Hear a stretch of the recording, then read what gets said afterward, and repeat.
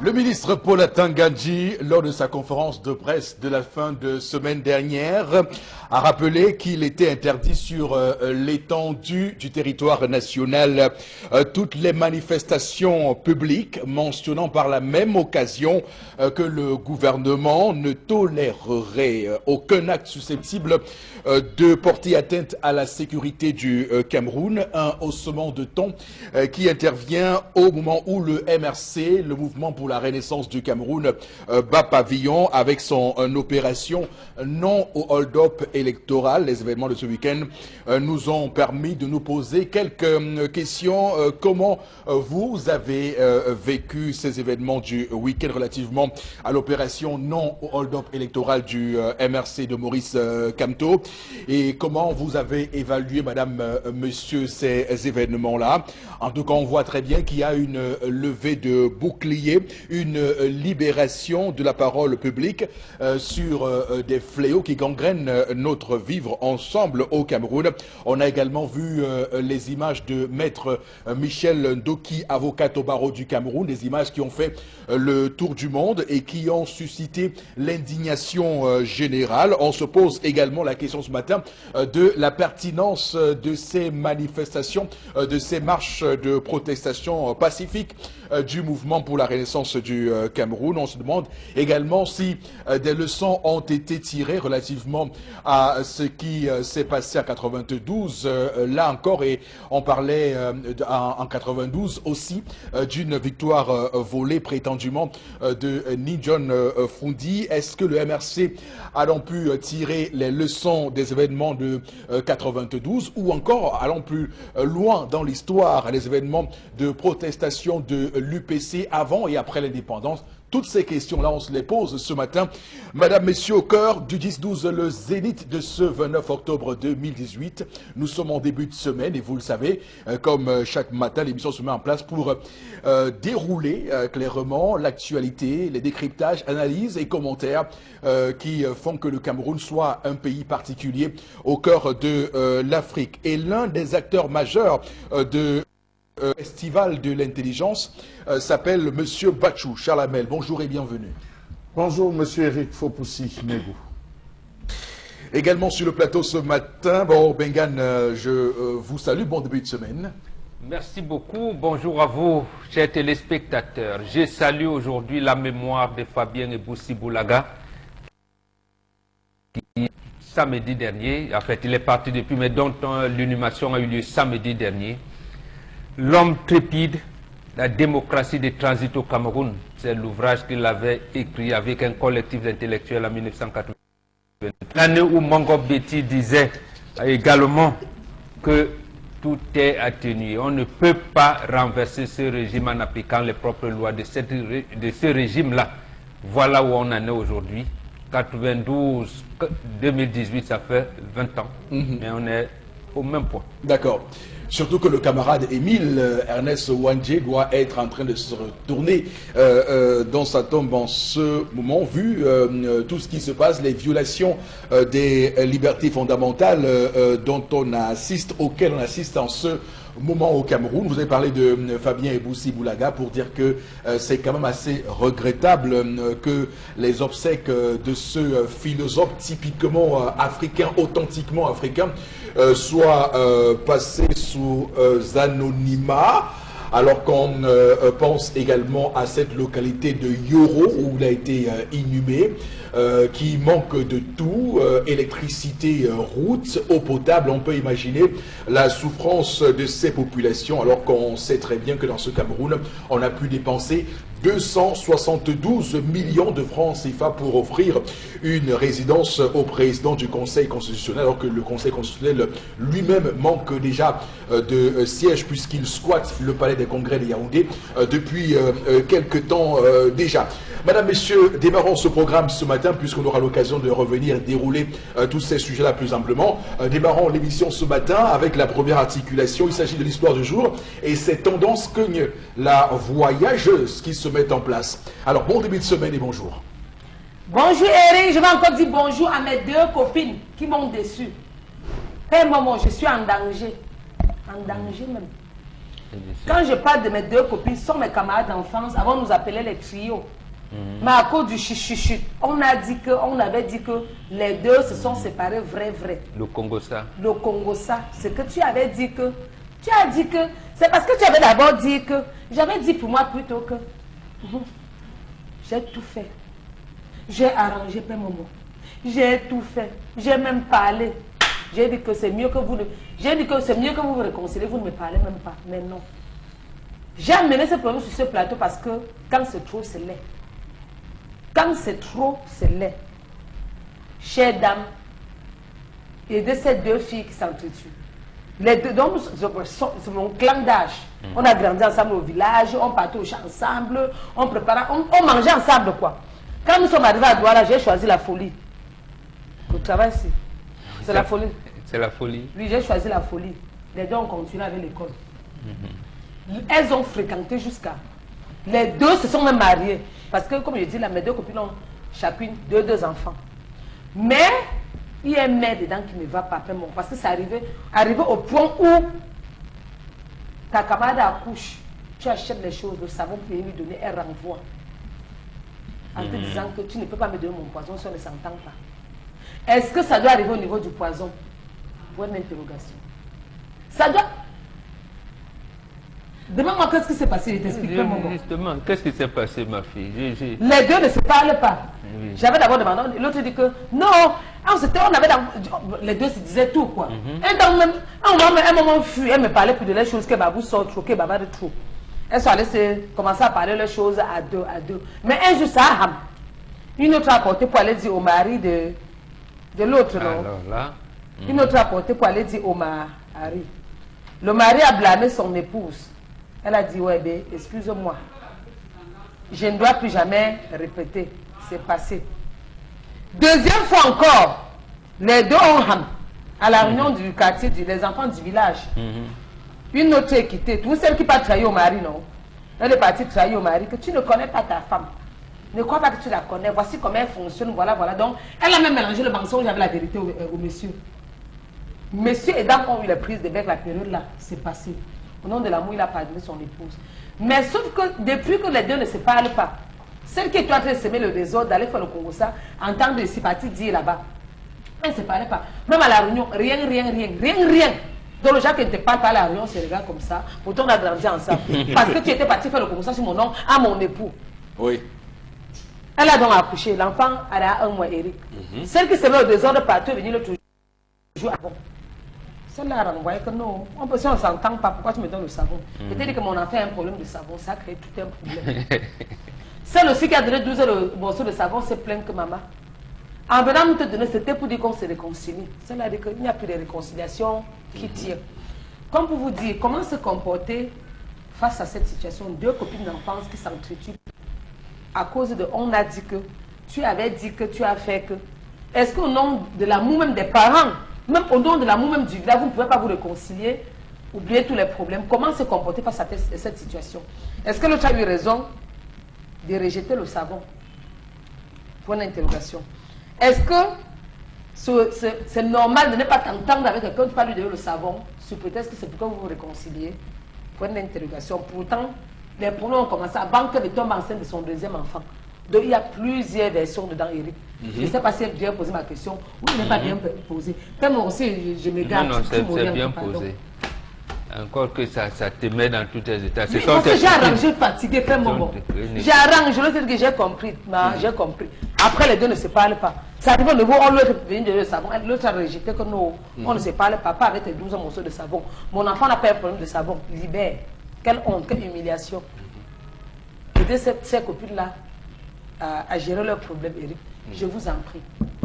Alors, avant toute chose, madame, messieurs, je vous indique que nous pourrons lire que les messages qui sont postés sur notre page Facebook ce matin. Donc vous allez poster vos différents messages sur la page Facebook 10, 12 en chiffres, et puis le Zénith sur Facebook, vous publiez votre réaction à l'histoire du jour, et nous ferons le plaisir de lire ces messages-là en cours d'émission. Alors, ce matin, je me permets de mettre l'accent sur les mots-clés. J'ai entendu parler d'amitié, j'ai entendu parler de femmes, j'ai entendu également parler de réconciliation. On sait ce que la réconciliation a fait pour l'histoire de l'Afrique. Lorsqu'on voit des pays comme l'Afrique du Sud, des pays comme le Rwanda avec le génocide entre les Tutsis Hutus, on voit également en Côte d'Ivoire qu'il y a eu là-bas une commission réconciliation et vérité, et que d'ailleurs au Cameroun, plus proche de nous, le REDAC d'ailleurs appelle à une mise en place d'une commission nationale vérité et réconciliation pour le cas de la crise anglophone. Donc il y a un terme quand même qui est assez fort à évoquer, et pour l'histoire de ce matin, ça nous permet quand même de en certains clichés qui sont le plus souvent avancés par des personnes qui pensent que les amitiés entre femmes se nourrissent d'hypocrisie. Alors vous nous direz si vous avez le même avis sur le sujet, et que généralement ces femmes qui craignent ces amitiés entre femmes le plus souvent se lient d'amitié avec les hommes, où elles se sentent avec qui elles se sentent le plus à l'aise lorsqu'elles doivent se confier, et on dit le plus souvent qu'une querelle entre femmes découle le plus souvent de quelque chose de vraiment minime, de vraiment secondaire, et ça devient toute une montagne russe. Donc on verra effectivement comment tout cela se met en place. Et puis j'ai le chiffre 12 qui a été avancé, 12 morceaux de savon. Alors la symbolique du terme 12, Charles Abel qui est sur ce plateau d'ailleurs va nous dire à quoi ça renvoie, et peut-être expliquer ce qu'a voulu faire cet ami-là en offrant 12 morceaux de savon plutôt que 10 morceaux ou bien 15 morceaux, on verra très bien. Et le terme même savon, ça lave. Le savon c'est pour laver. Peut-être c'est également, on va le dire, une main tendue à son ami. Et donc toutes ces questions on va se les poser. Je commence par vous, Boro Bengan. Alors, qu'est-ce que vous avez à dire de l'histoire de ce matin? Oui, en plus de ces mots-clés que vous avez brillamment relevés, il y en a deux qui m'interpellent maintenant, c'est-à-dire l'instruction et l'éducation. Tendance nous dit que ces deux copines sont instruites. Oui, ça veut dire qu'elles ont fait les... Elles ont fait l'université. Voilà. Et maintenant, où est la place de l'éducation? Voilà les deux termes. Je m'en tiens sur l'éducation. L'éducation qu'elles ont eue à la maison. Elles sont nées ensemble, grandies ensemble, et aboutir à ces désagréments aujourd'hui, ça veut dire qu'elles n'ont pas été éduquées. Ou alors l'instruction qu'elles ont reçue à l'école, y compris à l'université, a brouillé, a cassé l'éducation qu'elle a eue. Et ça arrive souvent. C'est-à-dire qu'à un moment donné, et surtout les filles, à un moment donné, c'est dit, non, et que maman dit là, c'est leur temps. Est-ce qu'on fait encore ça aujourd'hui? Chez nous aujourd'hui. C'est un vrai phénomène social. Oui, chez nous aujourd'hui, ouais. Bon, est-ce que tu veux encore, tu m'as fait ça, tu vas voir. Bon, ça veut dire c'est que leur moment du passé. Oui, le renouvellement du passé. Et ça, c'est l'instruction. Parce que là, vous dites, vous faites l'école des Blancs. L'instruction qui est venue, qui vient vous désorganiser totalement. Et désagréger la société camerounaise. Voilà, vous perdez votre identité en croyant l'avoir. Parce que vous avez Bac plus 4, il y a un Master 2 ans, un 2 en ceci, alors que vous n'existez plus. Donc voilà où elles en sont. Donc le premier problème, c'est celui-là. L'éducation qu'elles ont reçue n'ont pas pu, malgré le fait que leurs copines avec qui ils ont grandi, leur dit, mes soeurs, les sons, allons dire, voilà, réconciliez-vous vous deux, même si vous... Bon, ils n'ont pas compris. Maintenant, elle a donc le regret, le remords en disant, ouais, ma copine a couché. Et c'est ça qui amène, même, elle n'associe pas leurs épouses. Or, il y a un époux qui a été interpellé par la copine de son épouse en lui disant, absolument. Voilà, même les deux époux. Donc, ils sont eux aussi aériens. ils sont perdus dans ils ne s'occupent même pas. Ils ne s'occupent même pas de leurs épouses. Donc, ils auraient pu comprendre que quand on se mariait, voilà les deux copines qui étaient ensemble, marchaient comme des jumelles, voilà et tout. Mais qu'est-ce qui se passe? C'est qu'elle m'a dit de mon épouse, j'ai pardonné mon épouse, mais pourquoi elle ne continue plus? Donc, même leurs maris sont dans votre modernisme. Donc, votre logiciel aujourd'hui est en train d'être, j'allais dire, vous désagréger de votre société. Tout à fait. Donc, est une obstruction au savoir faire la part des choses. Absolument. Oui. Ou c'est chacun qui pense que moi je pense que moi je vais faire ci. Voilà. Donc elle, toute honte but, elle rentre avec le morceau de savon qu'elle pensait venir. Or, la grossesse, on n'est pas grosse en 9 jours, c'est quand même 9 mois. Oui, c'est 9 mois de grossesse. Votre copine a essayé de vous rassembler, vous n'avez pas, mais vous n'associez pas vos épouses. Voilà dans quelle situation. Donc c'est malheureux. C'est malheureux. Justement, ça veut dire que même leurs enfants ne vont pas être ensemble. Alors que nous, à notre époque, on disait, j'ai grandi avec telle, maman telle me faisait ceci. Oui. Quand maman n'était pas là, maman telle qui nous accompagnait, c'est maman telle qui faisait tel. Ici, vraiment, votre occidentalisation a complètement désagrégé. Quels sont les enjeux de l'amitié entre ces femmes qui se connaissent depuis l'enfance?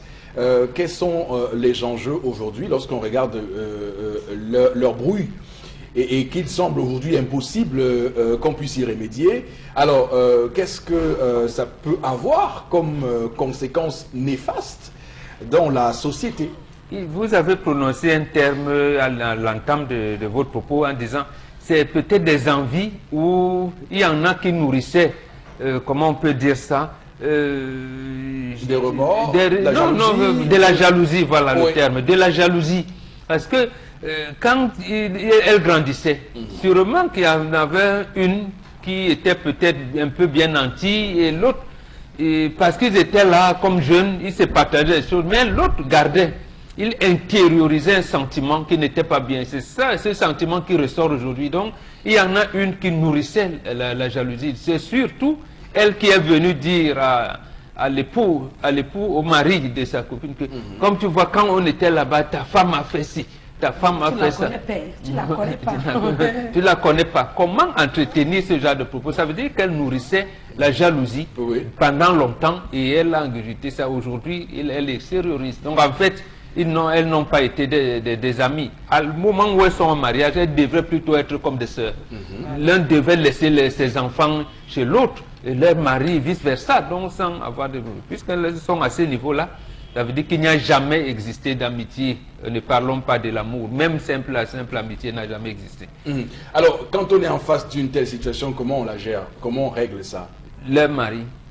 Puisque leur copine avec qui elles ont grandi n'a pas voulu, c'est leur mari qui doivent leur dire non, madame, on a assez vu ça, c'est terminé. Maintenant, nous ne voulons plus. D'accord. Nous ne voulons plus, ou alors ne nous faites plus semblant. Qu'est-ce qui se passe? On les réunit et on règle ça. C'est leurs époux qui doivent s'impliquer. D'accord. Bombok, toujours pertinent sur le plateau du 10-12 le Zénith. Alors, cher Lamel, quels sont vos décryptages, vos commentaires, vos observations de ce qui se passe dans l'histoire de ce matin? Alors, ce qu'il faut dire, c'est que ces femmes n'ont jamais été associées, elles n'ont jamais véritablement partagé un secret et qu'elles ont toujours vécu dans ce climat de soupçon. Elles ont passé plus de temps à se soupçonner qu'à être des vrais amis. C'est-à-dire que durant tout le processus, leur croissance même, durant, n'est-ce pas, leur période d'adolescence, elles se faisaient toujours ce coup. Parce que celle qui s'énerve aujourd'hui a tendance, aujourd'hui, Mbok a tendance à lui donner raison. Donc, il faut dire qu'elle aussi, elle est d'autant plus coupable, M. Fopoussi, que celle qui est venue dire à son mari. Les deux avaient l'habitude de se faire des coups bas. Si leur amitié était basée sur le principe que si tu fais quelque chose qui n'est pas bien, je vais le dire à ton gars, tu fais quelque chose qui ne m'arrange pas, je vais me plaindre, ok, ça se serait compris, mais il faut dire que des coups bas, elles ont passé tout le temps à se faire de petits coups bas. Alors l'autre chose qu'il faut préciser, c'est que les meilleurs amis On ne côtoie pas trop ses meilleurs amis. L'amitié, les meilleurs amis, on ne les côtoie pas beaucoup. Ça veut dire que c'est quelqu'un qu'on peut appeler 2 à 3 fois, celui avec qui on a grandi, les amis d'enfance, 2 à 3 fois. On peut se voir 1 à 2 fois la semaine ou toutes les 2 semaines pour échanger, discuter. Il n'est pas trop présent, on va le dire, dans la vie. C'est parce que, comme on l'a dit, c'est un frère. C'est quelqu'un avec qui on échange tout, qui connaît la famille, qui connaît pratiquement le passé. Donc, se retourner vivement comme elle l'a fait en allant voir, est-ce que les deux avaient suffisamment ouvert la barrière? Moi, je parle d'une barrière avec les différents époux. Parce que celle-là, et puis ça dépend de ce qu'elle a aussi dit. Parce qu'elle n'a fait que donner une version de ce qu'elle a dit. En fait, ils n'ont dit à tendance qu'une seule version de ce qui a été dit au mari. Et si elle était allée un peu plus loin, et si elle avait dit des secrets qu'elle s'était jurée de garder au plus profond d'elle, l'inviolabilité du secret, parce que c'est ça l'amitié, l'inviolabilité du secret, je te connais mieux que toi, tu me connais mieux que moi-même. Donc il y a des secrets que si c'est sorti divulgué, de quelque manière que ce soit, je saurais que c'est toi qui as porté ce secret. Est-ce qu'elle n'est pas allée un peu plus loin? Qu'est-ce qui a pu bien la pousser à arriver à ce niveau? Oui, on va mettre tout sur le dos de la colère, les chrétiens vont mettre sur le dos du diable, c'est le diable qui m'a poussé, et à la fin elle dit, ok, il est temps que moi je vienne demander pardon. Il n'y a rien de mieux. Un accès de conscience. Il n'y a rien de mieux que... Non, c'est pas tardif. Ce n'est pas tardif. Ouais. Qui vous dit que comme elle a repoussé aujourd'hui avec 12 savants, si elle était venue à l'hôpital, elle n'aurait pas fait la même chose. Je crois qu'elle est revenue dans le cadre, elle est revenue la rendre visite dans ce cadre qu'elle connaissait le mieux, c'est-à-dire la maison, peut-être la cuisine, la retrouver, lui dire, écoute, je sais qu'on s'est brouillé, je viens aujourd'hui avec ces savons, pour te dire. Et puis le chiffre 12 n'a rien à voir parce que les chiffres traditionnels, ça s'arrête, c'est 3, 7, 9. Ça s'arrête à 9. Merci 12, c'est autre chose. C'est autre chose. Voilà. 12 n'a aucune symbolique. Non, c'est symbolique, oui. Sauf s'il faudrait qu'on entre maintenant dans le tarot, où on entre, il faut le préciser, dans les calculs ésotériques, pour faire une addition de 1 à 2 qui fait 3 et qui renvoie un autre chiffre. Donc, je pense qu'à ce niveau, elle a fait un achat. C'est un achat, comme nous aussi, on peut voir au marché, si détergent à 100 francs ou à 500 francs, on peut retrouver au marché. Donc, elle a décidé de venir saluer son ami en disant, écoute, à sa sœur, en lui disant, je sais qu'on s'est brouillé, je sais, alors essayons de faire la paix, voilà pourquoi je suis venu voir l'enfant. Sauf que l'autre a cru que le retour était le retour, elle a considéré ce retour comme quelqu'un qui t'a blessé, se rend compte que tu n'es pas mort et vient t'achever. Voilà c'est à quoi elle a pensé, en se disant que cette fille, cet ami est en train de revenir, non plus pour lui faire du mal à elle, mais peut-être pour faire du mal à cet enfant. Donc raison pour laquelle elle se retrouve encore à jouer sur la défensive. Une défensive que je trouve véritablement mal placée. Bon, à ce niveau, elle a posé l'acte. Ce qu'elle devrait faire, c'est appeler tout simplement le mari en disant, écoute, je suis venu te voir, j'ai accusé. Maintenant, ça nous brûle, ça nous fait des problèmes. Je comprends que je n'aurais pas dû le faire. Vraiment, fais tout et tout pour nous faire asseoir. Oui. Donc, c'est cela hein, qu'on doit comprendre. Alors, est-ce qu'on peut imaginer tendance dans l'histoire de ce matin, parce qu'on voit aussi peut-être pourquoi pas derrière la main d'un mari manipulateur qui serait peut-être en désaccord avec le fait que ces deux dames soient en amitié et qui aurait fomenté un coup pour les brouiller. Enfin, c'est une hypothèse qu'on pourrait avancer. Mais tendance, qu'est-ce que tu vas dire? Oui, Eric, tu sais que la bouche qui bagarre trop détruit. C'est toujours la même bouche qui arrange. J'ai mes deux copines sur terre, Irine Djeya et maman Alice Dembopi. Les deux là, maman, on se discute souvent. Mais si vous partez voir mon gars, c'est qu'on ne va pas s'entendre, mais pour un temps. On va sortir les miens pour un temps. Aucune femme peut me dire qu'elle a un bout de sa copine. Parfois, on ne se parle pas.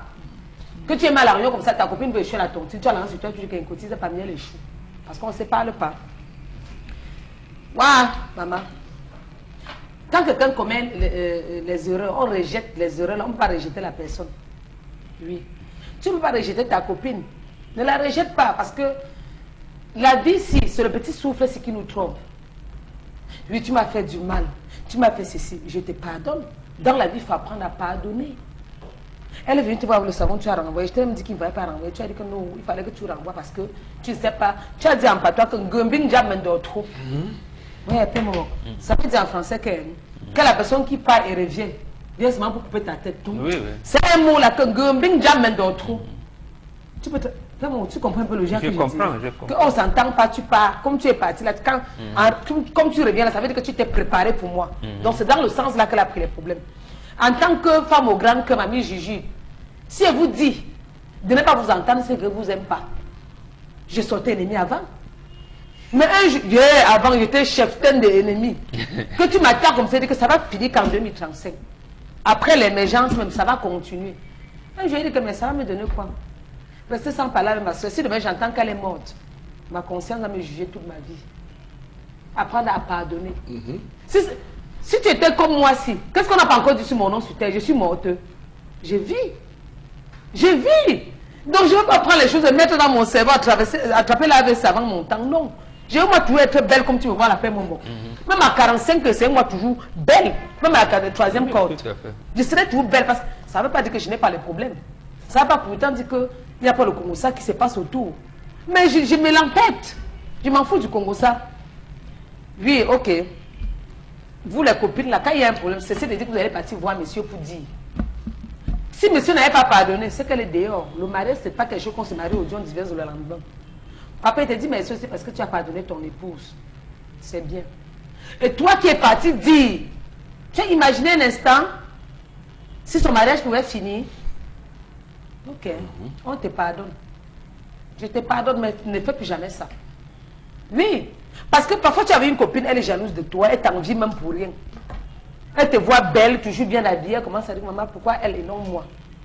Sachez comment son empreinte est dizaines, toutes les femmes ne peuvent pas être mêmes. Je m'en fais mon bon. Non, on dit souvent que chacun les accroche doigts, son sac, même les doigts n'ont pas la même taille. Voilà. Chacun accroche son sac où on peut décrocher. Toutes mes copines sont véhiculées. Tu vois, je n'ai qu'une petite voiture. Ma voiture, c'est quoi? C'est une voiture, ça. C'est pas une voiture. Si vous dites à combien acheter la voiture, là, vous allez rire. Mais quand même, c'est mon niveau. Mes copines ont les grosses voitures qui dépassent même pour les PDG. Mais je laisse. Je ne suis pas moi jalouse. Parce que chacun a sa chance, chacun a sa vie. À ma réunion, les filles cotisent des 100 000 francs. Mais cotise-moi mes 2 000 francs semaine. Donc vous me cotise-moi mes 10 000 francs. Je reste tranquille. Je ne suis pas là pour commencer à faire la jalousie. Pourquoi elle après fait le conseil? Non, non, non, ça ne m'intéresse pas. Ce qui m'intéresse maintenant, c'est ma vie, mon avenir. Et regardez mes petits-fils. Mourir mon jour que Dieu a dit. Pas que je te maudis, on te dit que ta fille est internée. Elle a quoi? On dit que son battement de cœur ne donne pas bien. On a dit que c'est la tension. On a dit que c'est le problème des nerfs. Non. Non, non. Je pardonne mes ennemis. Parfois tu me fais, tu crois que je vais me tuer, Eric. Je te pardonne, moi, Eric. Il va attacher mon cœur, il va rester sur les choses de la terre comment? Absolument. Je ne garde pas moi dans aux gens. Donc dans la vie, on apprend à pardonner. Et la bouche, le mot. La bouche, détruit beaucoup. Donc certaines femmes, vous qui me regardez là, apprenez à fermer ça. Apprenez à faire ça. Mais que les maris ne mettent plus leur bouche dedans. Oui. Chers maris, ne mettez plus vos bouches dans les problèmes de vos épouses. Si ça commence, il faut leur convoquer, vous leur dire, il faut leur dire, vous formez déjà une famille. Ça ne sert à rien de rester, ne pas parler à ma soeur. Ça ne sert à rien de rester, ne pas parler à ma copine. Nous sommes tous les enfants d'une même mère, d'un même village. Ok. Si ta copine meurt, on va se retrouver tous à Dengla. Oui, oui. Ne crois pas qu'on va aller à Dengla, tu vas partir à Trompong. Non, tout le monde en Dengla direction. Ou à l'assiette. Et aller jusqu'à ce niveau-là, vraiment. Vous avez fait pour moi tout parler aujourd'hui, alors que je ne voulais pas qu'il parle cette semaine. Depuis aujourd'hui, je dis que tu parles pour mon père. Oui. Voilà que vous avez fait un patriarche, va parler jusqu'à... Vous voulez qu'il arrache son cœur pour vous donner? Hein? Je pense qu'elles ont compris là maintenant. Que ça prenne fin. Voilà. Eric, tu peux continuer. Vous pouvez parler un patriarche. Jusqu'à... Bombok, comment dire ça? Bombok se sent à l'aise, donc il n'y a pas de problème. Donc. Depuis la semaine passée, que Pater n'est pas allé. Tous les jours, tu résous les problèmes des gens.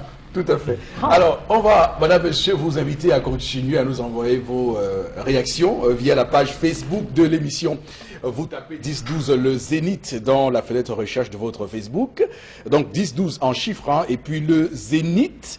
Et vous nous laissez vos messages en commentaire à tous les sujets que nous allons mettre sur la table ce matin. Et déjà beaucoup de messages hein, sur notre page Facebook. C'est vrai qu'il y a beaucoup de messages. Je vais prendre quelques-uns des messages. D'abord celui-ci de Prudence et Bengue qui dit « La fille n'avait pas besoin d'attendre la naissance de l'enfant pour se réconcilier avec sa copine si elle voulait se rapprocher d'elle. » Donc premier message. Il y a Crépin Bodo qui dit, juste pour dire, a tendance d'être, mieux... Je vais regarder ça sur la page. La personne m'a insulté. Non, mais pas tant. Voilà. Donc il y a Mado de Bonabéry qui dit il fallait que cette femme prenne ce savon et pardonne sa copine. Beaucoup de courage à vous pour cette émission. Merci infiniment. Prudence Ebengue qui dit la fille n'avait pas besoin de passer par la naissance de l'enfant pour se réconcilier avec sa copine. Autre message, voilà. En faisant appel aux différents grands mots dont Eric et Bombok, il faudrait tenir compte d'autrui et à la fois mon apocalypse et mon apothéose. Bon, ça c'est la philosophie, ça. Alors il y a lieu d'appliquer ces mots de Jean-Paul Sartre, l'insociable sociabilité, autrement dit, et elle accepte les savants mais limite le degré d'amitié. je suis conquis, impressionné par ce message. En Afrique, nous on est entier. Oui. On est entier. Même dans la tradition, on nous conseille de dire aux gens, deux frères, après avoir fait le bar, doivent manger ensemble. L'expression qu'on utilise, c'est de manger avec la même cuillère.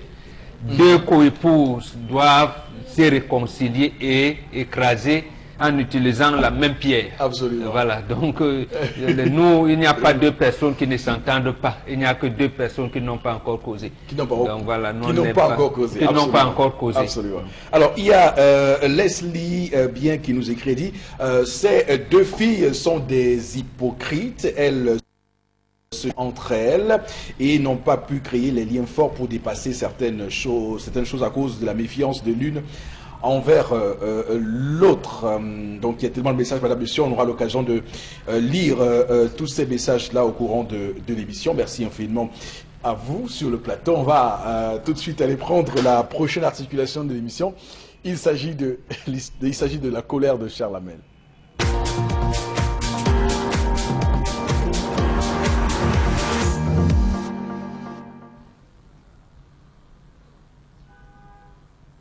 Je m'interroge ce jour sur la question des multiples scandales de l'ENAM au Cameroun. Je m'interroge sur la question des multiples scandales qui ne cessent d'éclabousser l'École nationale d'administration et de magistrature de ce pays. Comment en est-on arrivé à cela dans un pays qui se veut bientôt émergent avec une panoplie de crises? Comment comprendre qu'à ce jour, la réussite au concours de l'ENAM ne soit plus l'objet de fierté pour les familles camerounaises parce que source de gombo glissant? Comment comprendre qu'à ce jour, la majeure partie des concours se retrouve engluée dans des histoires de corruption? Comment comprendre qu'à ce jour, la réussite au concours d'entrée à l'ENAM, l'IRIC, l'ESTIC, les SEC, le CUS, les MIA soient émaillés de scandales? Comment comprendre qu'à l'ENAM, les promotions qui se succèdent se racontent une légende? Avez-vous souvenance de ce candidat qui à lui seul avait été admissible à pas moins de 4 filières du concours d'entrée à l'école de pouvoir, le tout en une session d'examen? Les faits parlent d'eux-mêmes. Rappelons-nous qu'Amidou Amadou, candidat au concours d'entrée au cycle A des divisions administratives et des régies financières, section administration générale de l'ENAM, année 2013, s'était référé au tribunal tribunal administratif de Yaoundé parce qu'il se serait fait ravir sa place au terme de 2 phases du concours.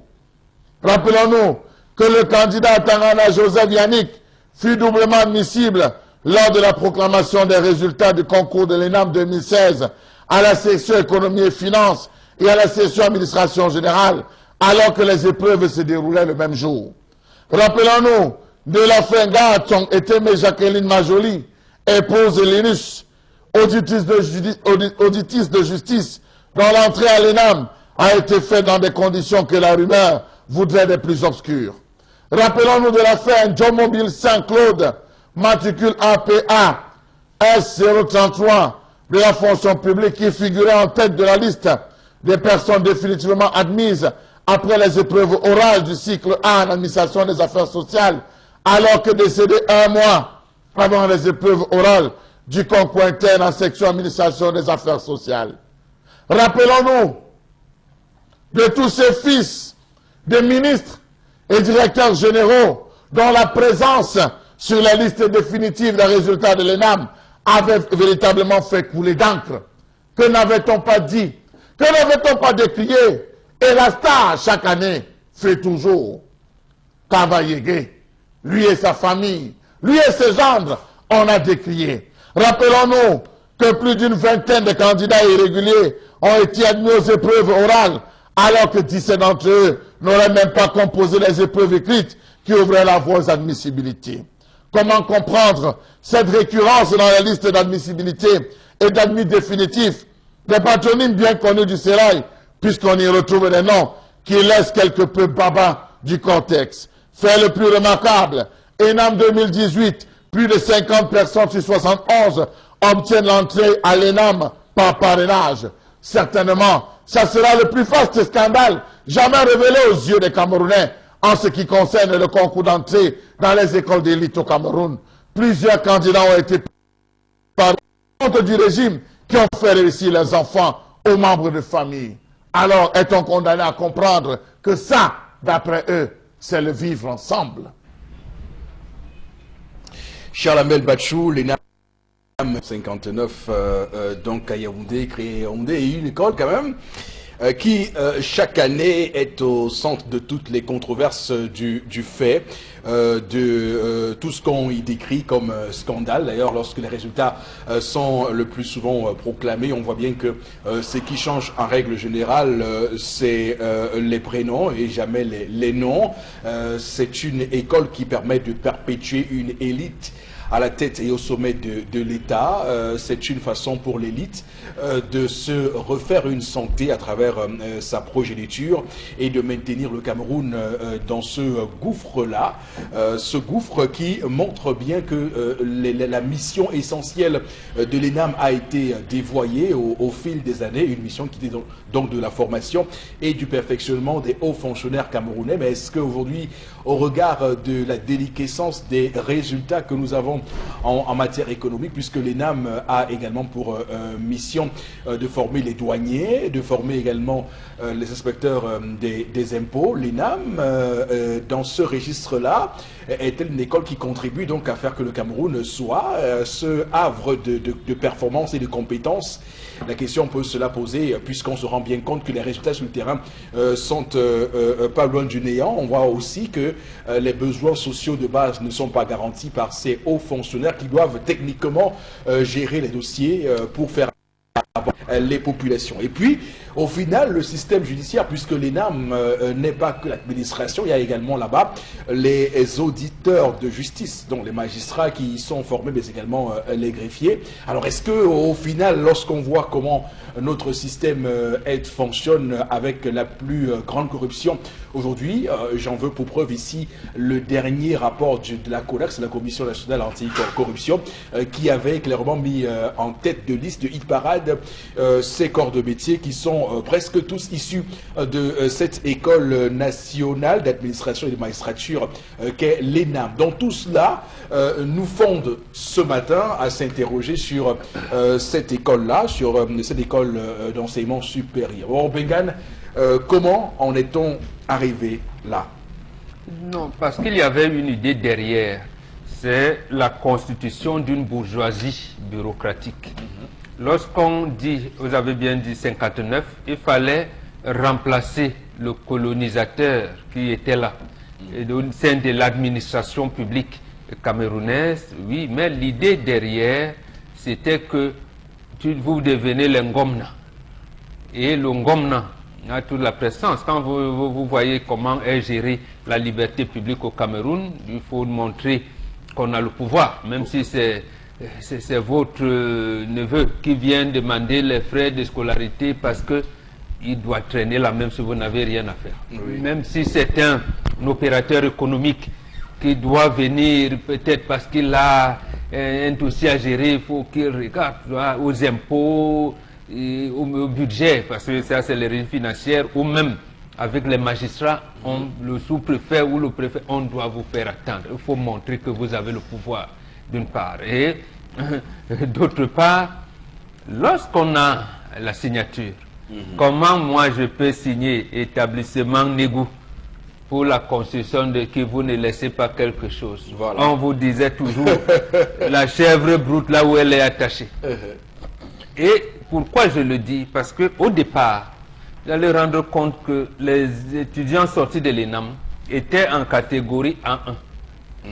Or, ceux qui sortaient de l'école normale supérieure à niveau bac après avoir fait 5 ans, ou niveau licence après 2 ans, ou ceux qui avaient niveau bac entraient à l'INJS, ils faisaient 4 ans, ils sortaient à catégorie A2. Donc à l'ENAM, on leur disait, vous avez le pouvoir, vous avez le crayon, donc vous vivez bien. C'est-à-dire que l'article 2, en plus de l'article 2, il y a des avantages de toute nature. Oui. Quand je veux lotir mon terrain au village, le sous-préfet, il est le président de la commission de délivrance des titres fonciers. Bon, vous allez faire comment?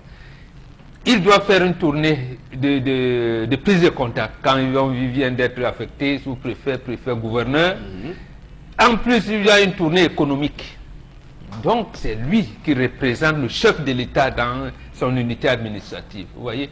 Donc, plus tard, quand ce que Chalamel a énoncé là tout à l'heure a pris une ampleur terrible, on a dit non. Peut-être même c'est nous qui avons favorisé la corruption au sein de l'ENAM. Mettons-les à catégorie A2 pour qu'ils soient au même niveau. Vous allez vous rendre compte qu'à l'époque, à notre époque, un proviseur, un enseignant du lycée, après avoir passé un certain moment, pouvait s'acheter une voiture, parce que le sous-préfet, lui, il avait un salaire indiciaire plus élevé que le préfet. Mais le préfet, lui, les avait après, parce qu'on vient de le nommer vers n'importe où, donc il a ces avantages-là. Voilà un peu comment et c'est peut-être là que vient les gerbes de la corruption, puisque absolument. Un sous-préfet qui a 250 000 de salaire, 240 000 de salaire par mois, on lui offre une voiture, ça fait des 50 millions de francs CFA. Alors c'est pour dire à ce monsieur, mais écoutez, vous devez vivre au niveau de votre voiture, parce que une voiture de 50 millions de francs CFA demande un entretien, demande également comment votre habitude dans cette société dans laquelle vous vivez, soit à un certain niveau pour garder la face. Et il peut même rappeler à un PDG. Monsieur, vous savez que vous êtes mon administré. Ça fait 2 mois, vous ne me rendez pas visite. Voilà, vous savez, et c'est cet état de corruption. Lorsqu'on dit que le système camerounais sécrète la corruption, voilà l'idée derrière lorsque Ahidjo met en place cette école-là. 20 ans après, on avait cru qu'avec la naissance de l'école supérieure des sciences économiques et commerciales, l'ESSEC, voilà, il y aurait une passerelle entre cet établissement qui était dans un des établissements du centre universitaire de Douala, c'est-à-dire que public, qu'il y aurait une passerelle dans la gestion, notamment des régies financières et autres, du management, parce que les étudiants sortis de l'ENAM, même si on les envoyait, comme on appelait à l'époque, le contrôle supérieur de l'État, ils étaient des inspecteurs d'État, ils n'avaient pas toute, j'allais dire, la formation nécessaire pour être DG d'une entreprise comme le port, l'ONCPB, le CNPS. Donc, ils n'avaient pas. Or, les étudiants, on les voit partout. Absolument. Là, au Cameroun, dans il y a même ceux qui ont fait administration publique, il y a un ancien sous-préfet qui est DG quelque part dans tout. Donc, on pensait que l'ESSEC allait venir combler ce vide-là, que non. Donc, on a fait comme si l'ESSEC devait, les produits de l'ESSEC devaient aller alimenter le secteur privé. Le dit secteur privé qu'on n'associe pas dans l'élaboration des politiques économiques. Voilà donc. Et l'autre chose, il a parlé tout à l'heure des élites, je vais terminer par là. Il y avait à l'époque le phénomène de l'équilibre régional. Figurez-vous que le CEP fait dans le sud Cameroun était différent du CEP fait dans le nord Cameroun. Parce que le niveau d'instruction l'éducation n'était pas le même, il fallait équilibrer. Et qu'il avait même 2 BPC, à une époque et tout. Donc, il fallait harmoniser. Mais à un moment, est-ce qu'aujourd'hui l'équilibre régional doit encore conditionné au moment où on a le baccalauréat, les épreuves de baccalauréat sont uniques au Cameroun. Ça ne devrait plus être le cas. Donc, l'équilibre au niveau de l'instruction a atteint un niveau où il y a eu un nivellement, où tout le monde fait sensiblement les mêmes choses. Donc, mais comme c'est une école qui est née avec l'arrière-goût de la bourgeoisie bureaucratique, tu ne peux pas avoir la signature et devenir pauvre. Voilà. Absolument. Donc on a constitué donc une bourgeoisie. D'accord. Aujourd'hui. Donc il y a cette école nationale d'administration et de magistrature ENAM qui est toute puissante, puisque d'ailleurs les DG de cette école sont le plus souvent plus puissants que le ministre de la fonction publique et de la réforme administrative. Je confère ici le récent cas de Linus Toussaint Menjana et Ange Michel Langouin, qui a été remplacé par la suite par Joseph Lé, qui a une fois été nommé ministre de la fonction publique et de la réforme administrative, est allé à l'ENAM, a rendu visite donc à l'ENAM pour clairement aplanir les relations entre ces deux institutions de l'État du Cameroun. Donc on voit très bien que à l'ENAM Trust, une puissance qui inquiète. Alors, il y a quelque chose que j'aimerais relever, Chalamel, avant que vous me preniez la parole, c'est avant la présidentielle du 7 octobre dernier, il y a des jeunes Camerounais qui ont organisé une cérémonie au Hilton Hotel pour expliquer l'action du président Paul Biya. Alors, j'ai pris la peine de regarder un peu les noms qui circulaient autour de ces jeunes Camerounais qui avaient décidé de faire une table ronde sur l'action du président Paul Biya. Alors, il se trouve parmi ces jeunes-là, il y en a quelques-uns qui ont été admis au récent concours de l'ENAM. Alors, je m'étais à l'époque questionné sur la pertinence et même l'origine d'une telle action. Pourquoi des jeunes comme ça allaient se mouiller, des jeunes qui ont parfois 23, 24, 25 ans, allaient se mouiller comme ça dans ce panier à crabe de la politique. Alors, lorsqu'on a vu les résultats, on s'est dit, ah d'accord, il y avait derrière quelque chose qui se préparait. Alors, ce type d'image montre bien aux Camerounais moyens, aux jeunes Camerounais qui n'a pas qui n'a pas les relations que ces jeunes, ces fils d'eux ont pour entrer à l'ENAM, parce que on va dire, on va clairement dire qu'il y a dans la proportion de ceux qui vont à l'ENAM des gens qui réussissent normalement, on l'a toujours dit. Je ne sais pas si c'est vrai ou c'est faux. Bon, on l'a toujours dit. Mais sauf qu'il y a aussi cette recrudescence des noms des hautes personnalités qui se retrouvent là-bas. Souvenez-vous de cette réussite des enfants Biya, enfants Kavaïre et Djibril.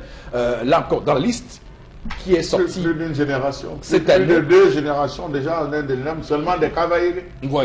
Dans la liste qui est sortie cette année, il y a un enfant, Boko Bonjo, dans la liste de cette année. Oui, il y a également, j'ai un nom que je ne trouve pas. Donc, tout ça, j'ai de la suspicion quand même. Hein. Tout à l'heure. Bonjour Manuel. Voilà, tout à l'heure, vous avez la liste.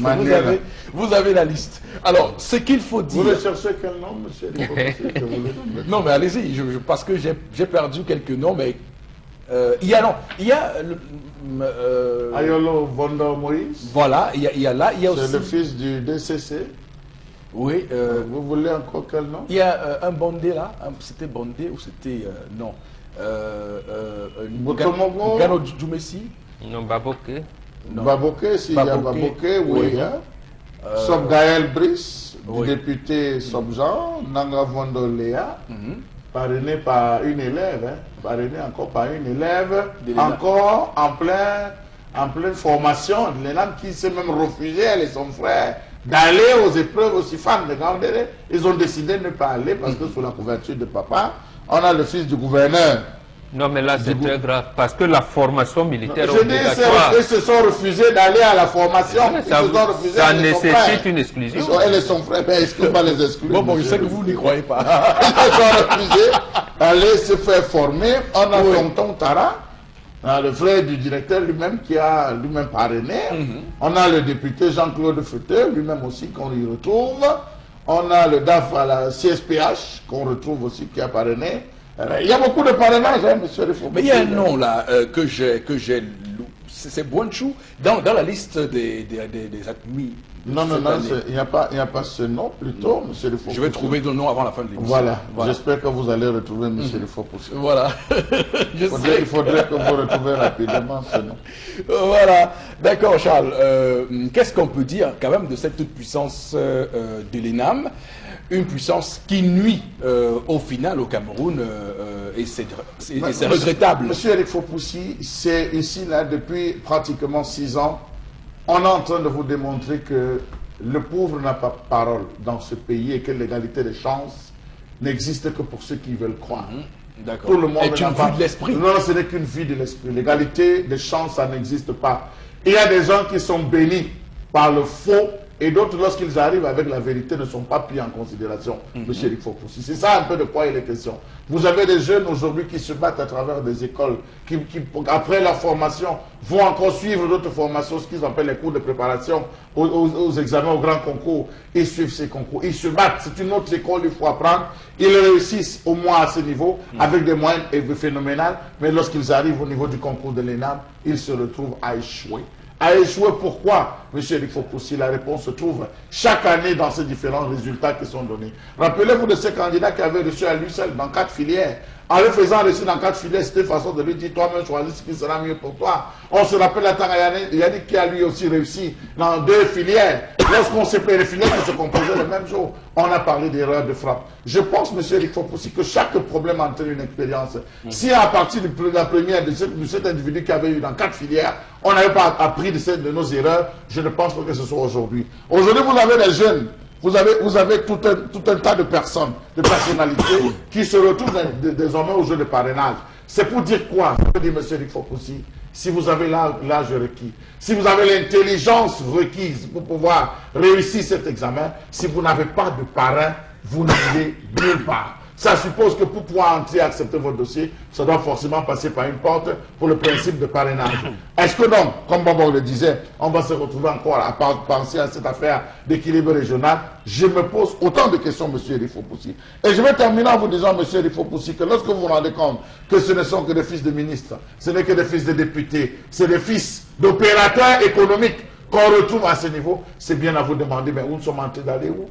Nous sommes en train d'aller où dans ce pays? Autant me dissoudre l'ENAM ou bien préciser, tout simplement de manière officielle, que cette école n'est réservée qu'à un certain type de personnes. Et qu'ils n'oublient pas que ceux qui sont là aujourd'hui, tous ces ministres qui sont assis là sont des fils de paysans, sont des fils de pauvres.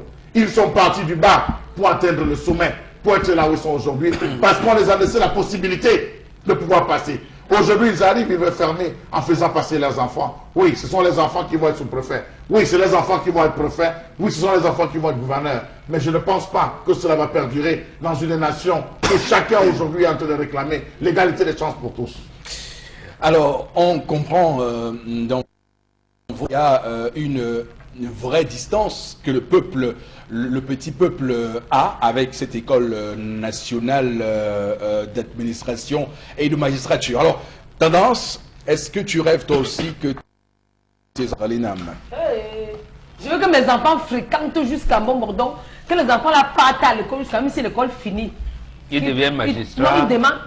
Quand on est magistrat, ça veut dire qu'on a trop fréquenté à un moment. Oui, oui, beaucoup. Inspecteur des impôts, inspecteur des douanes, c'est comme ça. Je veux tout ça. Si mon enfant a un bon bagage intellectuel, oui, l'enfant peut parler l'anglais, le français, l'espagnol, même le chinois, sans distinction. Ça va me plaire. C'est pour ça que je me sacrifie. Maintenant, pour entrer à l'ENAM, il faut quel diplôme? DPC, CPE. Au moins le bac, parce que je veux le mettre la pression. Comme tu veux que fréquente, il faut au moins avoir la licence. La licence? Oui, oui. Licence en quoi? En section A. La licence en quoi? Oui, oui, licence en droit. Licence en droit. En sciences économiques, ça peut être. Licence économique. Sciences économiques. Donc encore, j'écris pas mon Si tu veux qu'il devienne inspecteur des impôts, de douane, c'est mieux. Inspecteur de police, il faut un bagage. Non, non, pas de police, des impôts. Ah oui. Les gens qui viennent, c'est voilà, les impôts. Je confonds mon PLS. Ou la douane, ou la douane. Inspecteur, il y a les inspecteurs à la douane. Oui, les inspecteurs de douane. Inspecteur de douane. Il faut une licence. Voilà. Une licence tout court. Au moins, il faut faire le concours maintenant. Et pour faire le concours, on va débourser combien? Il y a le Tchokon, c'est un réseau. Ou bien comme tu connais les gens, tu attrapes quelqu'un là-bas à Yaoundé. Tu lui dis que C'est que voilà. tu peux même aller qu'au palais. Voilà. Et je lui fais le message sur WhatsApp. Je dis que papa, pardon. Les enfants, tes petits qui sont allés. Tu as le vrai tuyau. Voilà. Tu envoies un tweet à papa, tu lui dis que voilà. Papa, voilà tes petits-fils qui ont la aussi. licence en ceci. Comment faire? Il faut que moi aussi je gère ma retraite là. Si vous dites mon enfant est bien. Je suis maman comblée, pas moi. À 60 ans, je suis maman sans manger mes biens. Si le Dieu me permet, pour manger mes biens, comment? La sueur de ma bouche, l'argent que j'ai, c'est la sueur de ma bouche. Et tout le monde le sait. Hein? Ce qu'on me donne à la fin du mois, c'est que c'est parce que je parle qu'on me donne. Et je dois sacrifier ça pour mes enfants. Ils vont partir à l'école jusqu'à partir même pour moi. C'est pour ça que chaque jour qu'elle leur parle, je parle en riant en même temps. Oui, mais ne dis plus que tu es venu à Douala, tu as choisi la folie. Il n'y a pas de folie. La comédie, c'est la folie, pas mon Non, j'ai compris, Patel. Eric, c'est bon. Donc, à niveau licence, on parlait à l'ENAM en négociant. Pourquoi même Chokwavant d'aller à l'ENAM? À notre époque, ce n'était pas comme ça. À notre époque, ce n'était pas comme ça. Donc maintenant, on s'écrit que pour entrer là-bas, on choco. Oui. On écrit ça après mon bon. Non, on n'écrit pas ça, mais si tu ne choco pas. Moi, il me dit que c'est un concours comme tous les concours. Tu peux avoir ton niveau, ton bagage intellectuel, tu fais tes dossiers, tu peux composer aussi. Non, puisqu'il y a quelqu'un qui était mort avant les examens, il est passé. C'est que ça devient compliqué. Vous avez retrouvé ce nom, monsieur Rifoposé? Alors, il s'appelle l'Afrique, le gouverneur de la région du Nord-Ouest, avec son fils Zouda. Zouda, Voilà. l'Afrique Zouda. Oui, l'Afrique Zouda. Et Zouda. Donc voilà, j'ai retrouvé le nom parce que c'est le premier nom qui m'a marqué. J'ai dit, mais attends, c'est pas possible. Dans cette famille, les gens vont transmettre le poste par voie héréditaire. Et je me suis dit, mais c'est pas possible. Ça, c'est nargué. Les familles qui ont déjà mis tous les noms, vous avez dit tout à l'heure que les noms changent, les prénoms changent, oui, mais les noms restent. Vous vous rappelez qu'à une certaine époque, c'était la famille Mbebe. Oui. C'était la famille Mbebe. Ils ont fait le temps.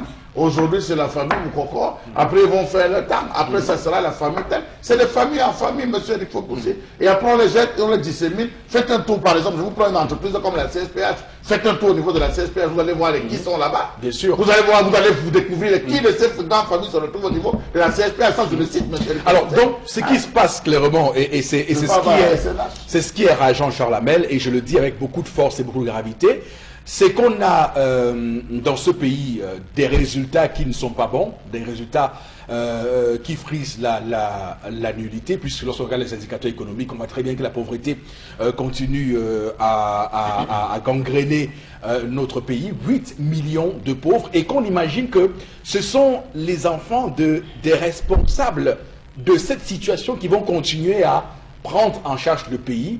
On se dit que là, nous sommes foutus. Ça veut dire que le manque de résultats va se transformer en transmission héréditaire et le Cameroun ne pourra pas sortir d'aussitôt de l'auberge. Discuter avec un enseignant de l'ENAM. Discuter avec un enseignant de l'ENAM, il va vous dire les notes que ces messieurs obtiennent.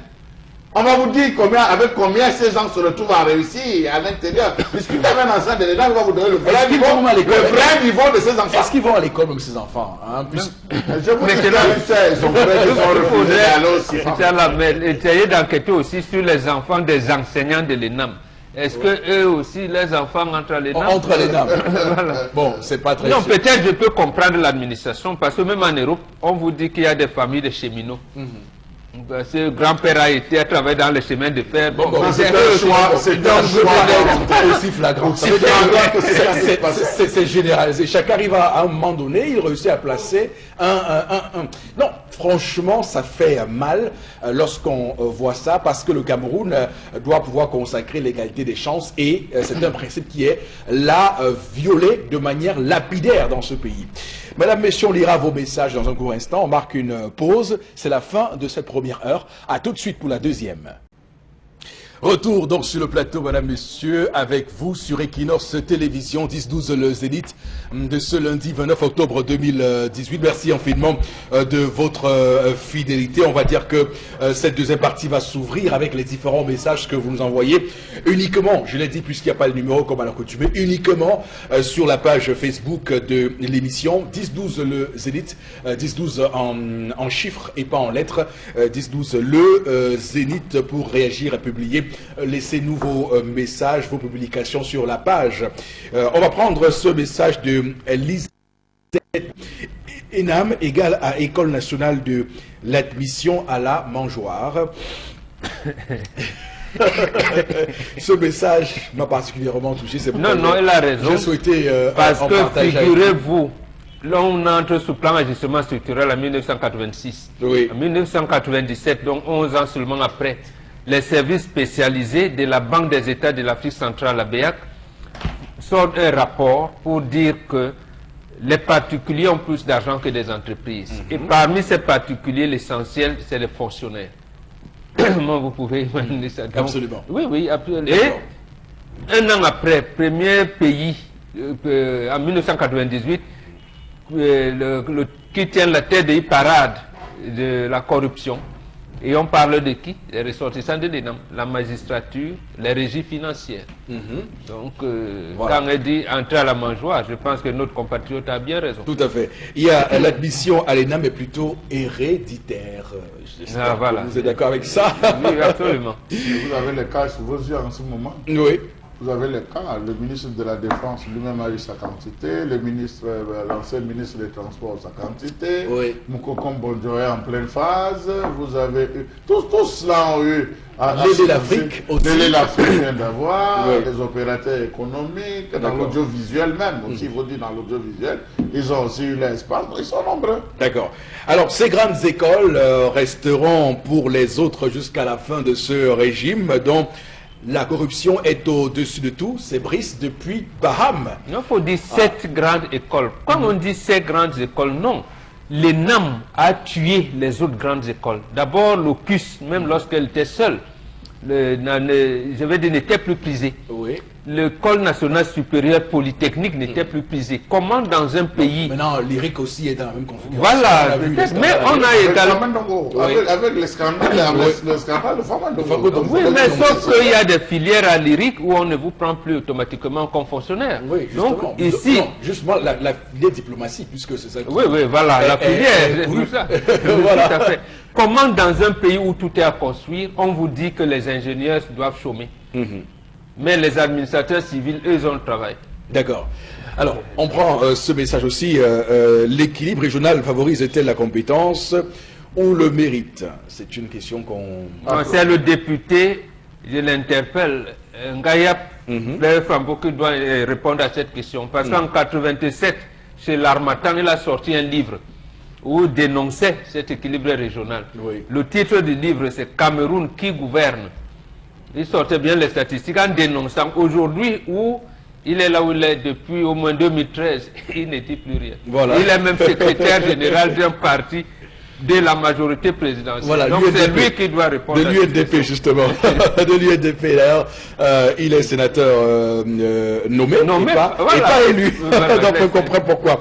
Alors, on va poursuivre les messages, madame, monsieur, sur la page Facebook 10-12 le Zénith.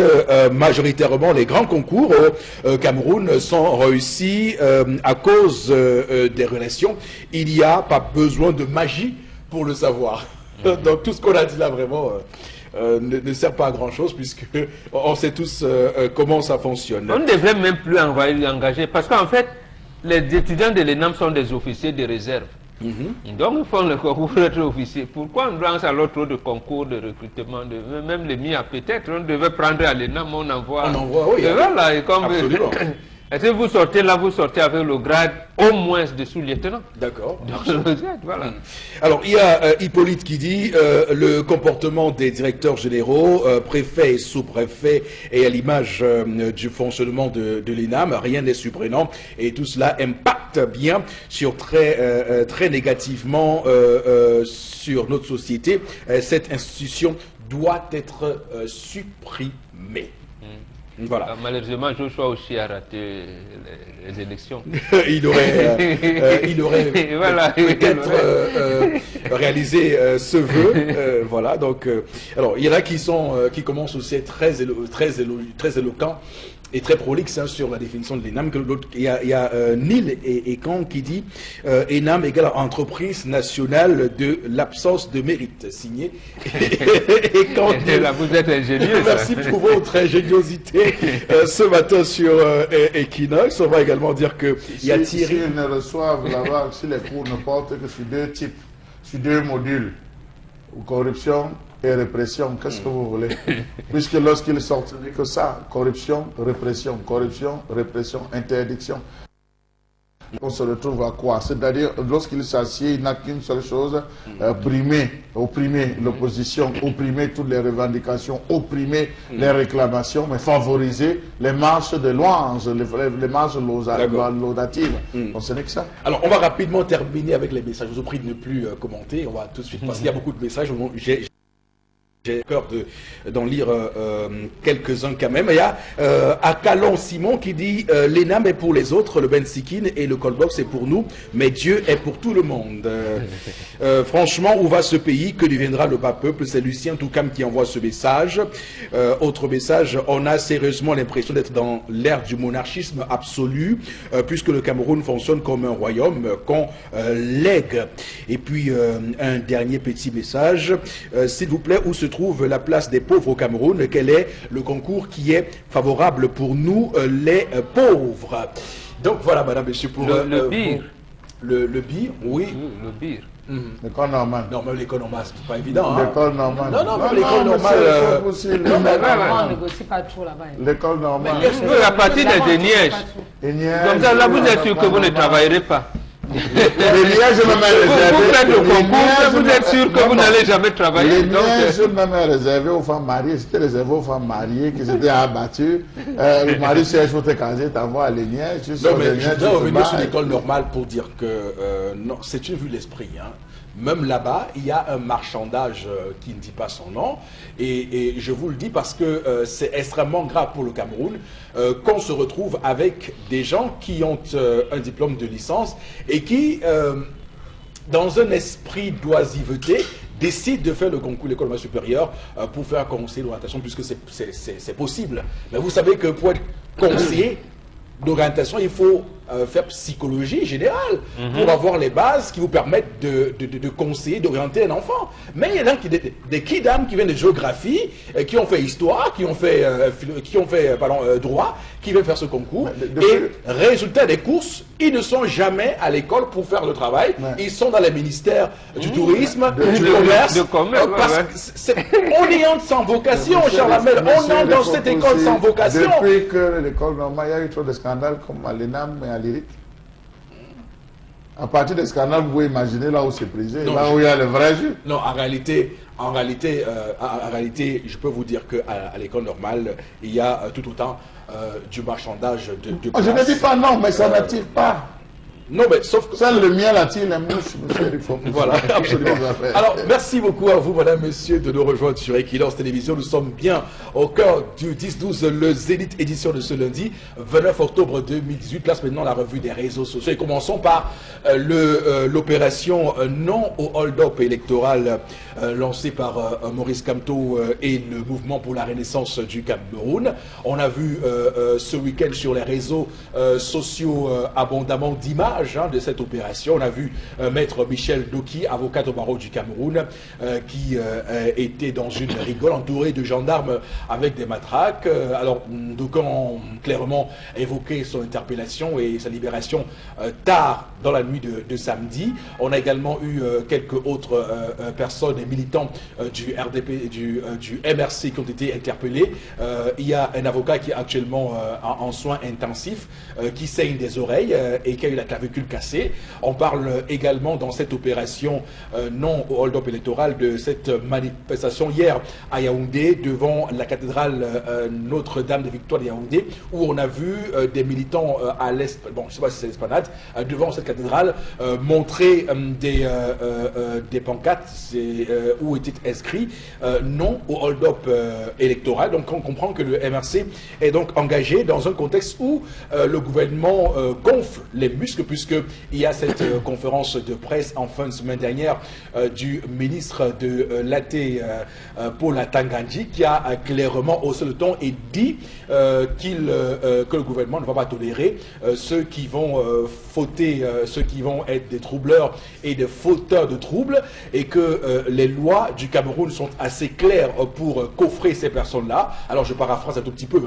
Donc il y a cette loi antiterroriste de 2014, mais également le code pénal dont les dispositions sont assez claires sur les faits de corruption ou encore d'incitation à l'insurrection ou d'atteinte à la sûreté de l'État. Donc on voit bien que le contexte est très compliqué, mais également le secrétaire général adjoint du RDPC, Grégoire Ohona, qui a sorti, souvenez-vous, ce brûlot sur sa page Twitter et Facebook où il parlait de projet satanique, ce hold-up, ce non-hold-up électoral, et qui est revenu quelques jours plus tard pour s'en excuser, puisque la première publication il avait reçu beaucoup d'injures et beaucoup d'informations de la part des Camerounais. Il est revenu dire que voilà, c'est pas exactement ce qu'il voulait dire et que ce qu'il souhaitait faire ressortir, c'est que le Cameroun puisse tourner la page de cette élection présidentielle pour finalement faire place au débat d'idées et à la non-violence. Donc voilà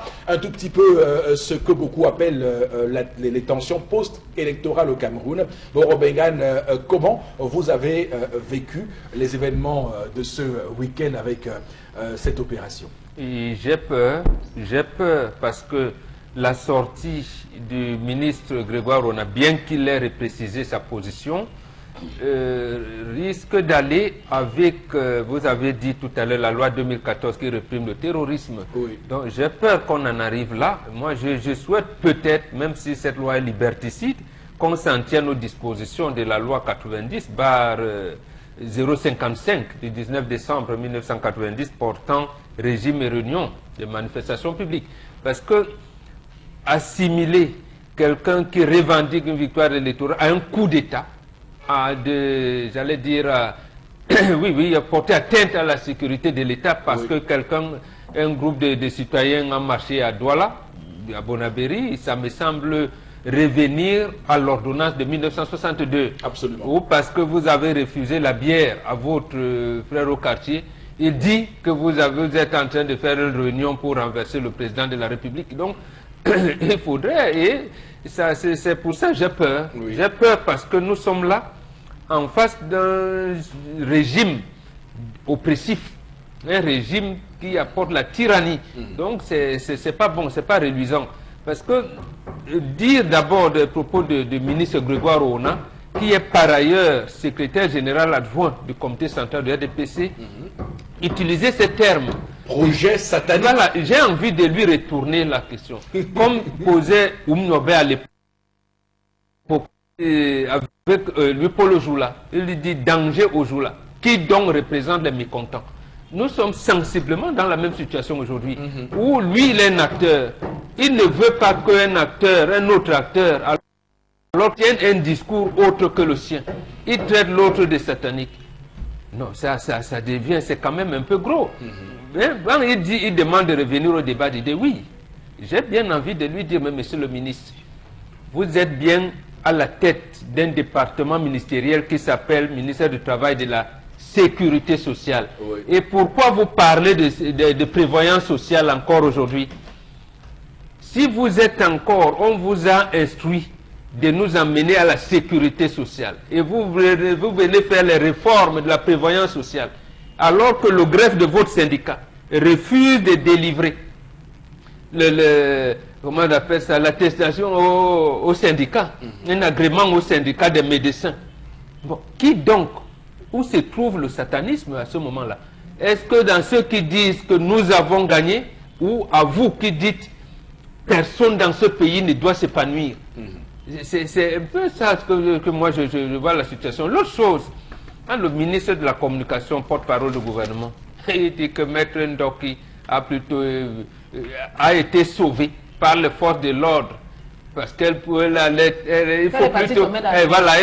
pouvait se noyer. Donc il faut plutôt apprécier l'action de forces de maintien de l'ordre qui ont empêché la noyade. Qui lui ont porté secours. Voilà, qui ont porté secours à Maître Ndoki. Alors, mais ça frise clairement les arguments. Alors, mais bon, c'est clair que depuis ce week-end, on se rend compte qu'il y a une mobilisation, mais est-ce que la réponse du gouvernement, au final, ne va pas se retourner contre lui, puisque on voit très bien que ces manifestants qu'on a vus à Yaoundé et à Douala n'étaient pas aussi nombreux que ça. On aurait juste pu les encadrer et ça n'aurait pas fait tout le grabuge ou le retentissement que ça a eu par la suite, puisque au final, pour la bataille de l'opinion, on se lève ce lundi matin en ayant à l'esprit que le Cameroun empêche ses citoyens de faire des marches pacifiques. Absolument. À main nue avec de l'arbre de paix en main. Si vous lisez la une de nos confrères de Jeune Afrique ce matin, dit Cameroun, tout change, mais rien ne bouge. En réalité, qu'est-ce que nos confrères veulent dire par là? Dit que mais tout est changé, mais les gens sont tétanisés. Donc nous sommes tétanisés, parce que nous sommes opprimés. Mais tout a changé. C'est-à-dire que même ceux qui ont pris cette victoire à la Pyrrhus, ils savent bien qu'ils ne méritent pas cette victoire. Donc voilà. C'est pour ça qu'on procède par la terreur. Mais est-ce qu'on aura toujours plus de force pour terroriser le peuple qui pourtant est la référence? Parce que tout le monde dit le peuple. Donc c'est le peuple qui est la référence. Pourquoi ne pas laisser ce peuple donc qui commence par des clameurs sociales à dénoncer un certain nombre de choses? Parce que même cette loi, quand on vous parlait de chef de district, les districts n'existent plus. Absolument. Donc en fait, ça, seulement, cette loi ne devrait plus exister. Donc on va mater le peuple jusqu'à quand? Jusqu'au jour où le peuple va dire maintenant ça va. Et là, on ne sait pas où ça ira. Et d'ailleurs, j'ajoute que ce que vous dites se traduit rapidement et est repris par les réseaux sociaux, on va le dire comme ça, sur une forme d'ironie, puisque certains écrivent, est-ce que lorsqu'on a gagné 71,28%, on a besoin de militariser les rues de son pays? Alors on semble avoir le soutien de l'extrême, de la grande majorité de son peuple. Donc, à la limite, ceux qui revendiquent la victoire, on les aurait laissés en disant bon, voilà, ils vont même marcher, ils vont même mobiliser qui vont. On les laisse marcher là. Comme disait même à son âme aujourd'hui, Peter Bota, il dit, vous marchez même, courez seulement. Donc il disait, bon, vous revendiquez la victoire, courez même si vous voulez. Mais si on vient les mater, ça veut dire qu'il y a un problème de légitimité réelle. Et ça veut dire que la légalité a été tronquée. Alors, cher Amel, ce qui d'ailleurs choque dans cette affaire pour ceux qui sont comme nous autres, les défenseurs des droits de l'homme, c'est qu'il y a une politique de deux poids, deux mesures, puisque dans le même temps, on a vu des personnes, des jeunes marcher pour la victoire du président Biya, et ils n'ont pas été inquiétés pour le coup. Le même jour, c'est-à-dire samedi, c'était à Garoua. Tout à fait. Le même jour à Garoua. Ouais. Le lendemain de la proclamation des résultats par la Cour constitutionnelle, à Ebolo, partout, on a marché. Même ce week-end, le chef de l'État a fait une apparition dans sa région où il a été fortement applaudi par des populations qui sont sorties nombreuses pour le voir ce week-end. Donc, c'est dire que c'est pour ça que je vous parle de ces étudiants de l'ENAM qui sont libérés. C'est ceux qui sont libérés avec deux rêves, corruption et répression. Mais puisque ce n'est que ça à quoi nous sommes en train d'assister. Il faut montrer que tu as le pouvoir. Monsieur Eric, il faut poursuivre. Lorsque moi je vais citer quelqu'un aujourd'hui que j'estime qu'il devrait se taire, Hervé Emmanuel Combe, il devrait se taire parce que ce qu'il passe le temps à dire, parfois il a l'impression que cela c'est censé attirer l'attention, mais au fond cela ne l'honore pas. Se retrouver à décrier, je l'ai écouté, décrier, fustiger Maître Ndoki, aller à Mondo Vision, même jusqu'à décrire sa maison, décrire là où elle habite, en disant qu'elle habite à tel endroit, je ne vais pas le répéter, elle habite à tel endroit, voilà ce qui s'est passé, comment est-ce qu'elle peut laisser son domicile pour aller. Mais j'estime quand même, monsieur Rifopoussi, qu'on est dans une république où il faudrait que les gens respectent un peu le droit à la vie privée. Ça, c'est le premier point. Le deuxième point, c'est que si je suis en colère et que j'estime que mes droits, là où je me trouve, on n'a pas respecté mes droits, on n'a pas respecté, j'ai suivi tous les canaux légaux, on n'a pas respecté mes droits, mais il faudrait qu'on m'entende à un moment donné pour qu'on puisse y avoir un autre type d'arbitrage, monsieur Rifopoussi. Alors, j'estime, ce n'est pas pour légitimer ou les actions menées par le MRC, tout autant plus que la loi de manifester, c'est aussi reconnu. Le droit de manifestation est aussi reconnu. Sinon, on n'avait pas assisté à toutes ces grèves, ces individus. Et on a vu que les grèves ont résolu beaucoup de problèmes. Prenez le cas des enseignants. Les enseignants avaient suivi tous les voies légaux, mais ils ne sont pas rentrés dans leurs droits. Ils sont descendus dans la rue. Et on a vu le ministre Michel Angoua sortir et dire qu'il n'était pas au courant d'une situation comme celle-là. Et aussitôt, on s'est mis à résoudre le problème. Donc, j'estime, monsieur le Foposi, que c'est le traitement. Lorsque vous allez sur la toile, vous avez des gens qui disent que c'est les Bamileke qui sont dans la rue. C'est les Bamileke. Est-ce que Maître Ndoki est Bamileke? Ils n'ont pas peur, disons-le. Le RSC, c'est Bamileke, oui. Donc ceux qui descendent, c'est les Bamileke. La preuve, regardez les zones qui sont ciblées, c'est les zones de Bamileke. Mais voilà le langage qui est tenu. Depuis, on décrit cela. On décrit cela depuis les premières heures. On n'a rien dit. On a eu toute une chaîne qui n'a passé le temps qu'à lancer des propos haineux. Le ministre Tamadi n'a rien dit. Le ministre de la Communication n'a rien dit. Donc j'estime qu'à un certain moment, monsieur Rifopoussi, c'est 2 points. 2 mesures, 2 mesures. Je regarde ce que vous avez dit, 2 points, 2 mesures. Parce que pendant qu'il y a ceux qui insultent en face et qu'on trouve normal, il y a d'autres qui sont en train de revendiquer et qu'on essaie d'opprimer, de fustiger. Bon, maintenant, toujours sur la toile, lorsqu'on a vu les premières actions, les premières images, chacun s'interrogeait, monsieur Rifopoussi.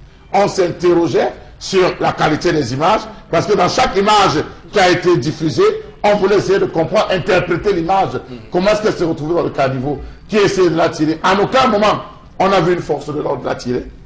On a plutôt vu des forces de l'ordre tenir des roues. Était-ce une roue pour jeter sur la tête de quelqu'un? Est-ce que c'était une roue pour jeter sur la tête de quelqu'un? Était-ce, on faisait tant de l'espace dans ce pick-up de gendarmerie? Il y a autant de questions qu'on se posait par rapport à cela. À un moment donné, on a vu son bras levé. Le bras levé, c'était pourquoi? On a passé le temps à interpréter en attendant qu'elle-même ne nous explique ce qui fondamentalement s'est passé. Quelqu'un d'autre est arrivé sur la toile en disant que non, elle est tombée, on a voulu la demander de venir, elle s'est jetée dans la patrie ou la mort, et ça a été repris par Emmanuel comme. Ça a été repris par Emmanuel comme. Excusez-moi. Elle s'est jetée dans le truc, elle a plié le truc en croix, comme une récitation à l'école primaire. Emmanuel comme, on va dire qu'il est aussi bas. Alors, mais c'est vrai que depuis samedi, ceux qui avancent cette théorie, cette hypothèse-là, n'ont toujours pas fourni de vidéos. Ils confirment ça. Et il va jusqu'à dire que non, je vous soumets bientôt à l'exclusif de téléchargement. Et il répète, ça veut dire qu'il a bûché ça. Il a bûché ça. Et il répète comme un enfant de la télé. Il répète, vous sentez qu'il s'est préparé. Mais en tout cas, il n'est pas le seul, puisque il semble que les éléments de langage ont bien été rodés par le parti au pouvoir pour que ceux qui vont répondre, puisqu'il y a eu comme une armée de personnes qui sont venues riposter à cette marche pacifique, à toutes les images, dans tous les commentaires, vous avez des gens qui viennent exactement reprendre la même histoire. Voilà. Elle s'était créée la patrouille ou la mort. Donc ça s'est répété de manière virale et on se pose bien la question, est-ce que c'était voulu en régional politique lorsque encore que l'expression la patrouille ou la mort, elle a un sens. Voilà, tout à fait. Donc la patrie ou la mort, elle a un sens. Ok, alors, tendance. On a commencé son challenge sur Facebook. Les gens disent que les gars tombent dans la rigole que challenge Maître Ndoki. Challenge. Tout le monde a compris. Non, mais c'est regrettable. Vraiment, quand même. Parlons peu, mais vrai. La brutalité ne nous amène nulle part. Oui, les gens peuvent faire le marche, mais vous, les hommes en tenue, il ne faut plus les brutaliser. Vous pouvez les empêcher. Est-ce que le vont manifester avec les armes? Il avait l'arme de il y a l'autre vous n'allez pas mis carrément la bétadine. Vous n'avez pas le brutaliser. On a dit que c'est la bétadine qu'on a mis. On a mis la photo avec la bétadine. Non à la violence. Moi, je me dis parfois que, comme vous demandez de rester en Oulaza pour empêcher que ça arrive comme c'était arrivé en 2008. Parce que je me rends compte qu'en 2008, on a somnolé, le pied est arrivé. Et nous, on n'a plus besoin de ça. Donc, si les gars font leur marche et que vous, les hommes en tenue, j'ai beaucoup de respect pour vous. Si vous êtes là pour mettre de l'ordre ou la paix, vraiment, faites avec le respect. Parce que bon, une maman, comme mettre donc, il t'attend que tout le monde respecte, coucher dans la rigole, le bâton que les policiers arrivent là où c'est pour les matraques, où c'est les kios, où vous l'avez fouetté, où vous ne l'avez pas fouetté, tellement ça a plusieurs versions.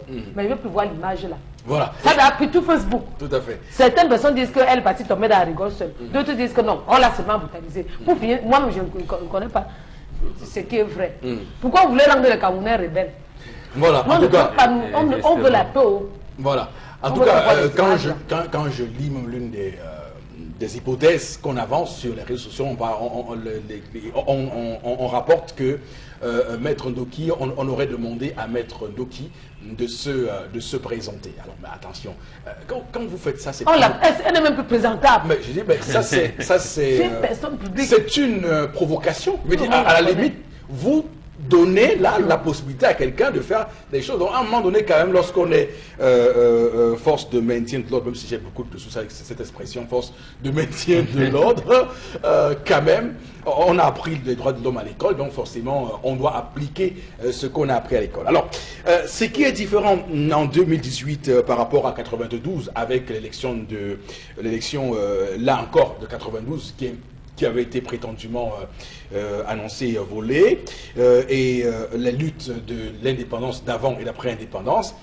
Cette année, il y a les réseaux sociaux, il y a également la diaspora. Alors, qu'est-ce que fait la diaspora? Il y a une liste d'artistes qu'on a blacklistés dans la diaspora camerounaise, les artistes qui ont accepté d'aller chanter pour le candidat Paul Biya à la veille du scrutin au Palais des Sports. Et donc, déjà, 2 dates annulées, Coco Ajanté et Catino, sont donc, leurs concerts en Europe sont annulés. Il y a d'autres artistes qui sont qu'on a dans la liste. Il y a Caresse Photo, il y a Grace Deka également. Il y a d'artistes. Alors, ce qui se passe, c'est que la diaspora estime que ces gens-là viennent s'enrichir en Europe avec leurs souffrances, leurs économies, et estiment même que le plus souvent, lorsqu'ils viennent en Europe, ils viennent en visa touriste et font des spectacles alors qu'ils ne sont pas habilités. Lorsqu'on a un visa touriste, on n'est pas habilité à faire des spectacles. Donc, du coup, ils ont lancé une opération systématique de faire annuler par toutes les mairies où ils ont des concerts,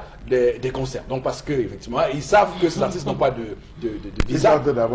Bon, on ne sait pas comment ils font. Ils chantent d'abord. On ne sait pas comment ils font. Ils chantent dans des Pourquoi foyers. les punir comme ça? Voilà.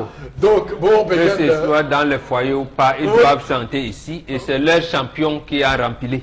Voilà. Donc, c'est tout à fait qu'ils viennent donc, leur association de défense des droits Non, comme Maman nous rejoint maintenant, rappelez-vous le lendemain quand ils sont allés gréver à Châtillon, on a dit que c'est eux, allez-y. Maman a dit que non, merci de nous rejoindre. J'ai dit qu'ils ont le droit de manifester là. Ouais. Et parce que là au moins il y a l'argent frais. C'est ce que j'ai dit. Je ne change pas. Désormais, ils iront chanter au porte du palais. Je veux dire qu'ils vont chanter dans les salles de spectacle qu'il y a au Cameroun. Oui. Bon, je sais. Absolument. Je ne sais pas combien il en existe. Ou bien combien les Camerounais sont prêts à payer un ticket pour les voir chanter dans ce pays, ou bien si le pouvoir qui a été réélu va les soutenir. Ils ont le palais de congrès, ils ont le palais des sports. Quelquefois, on les invite à un Vomeka. Le palais, ils vont en Europe faire quoi? Puisqu'ils ont quelqu'un qui peut les prendre en charge ici, ils vont en Europe faire quoi? Le principe est simple. C'est-à-dire, après les actions de la mairie, lorsque les gars forcent café, on appelle nuisance sur son nom, nuisance sur son nom. À plus de 6 coups, on a 6 coups de fil, on descend pour essayer de voir. Donc, et puis le boycott des spectacles, puisque ceux qui allaient souvent payer les tickets, voilà, c'est les Camerounais. Les Camerounais qui vont pas... Mais il y a quand même...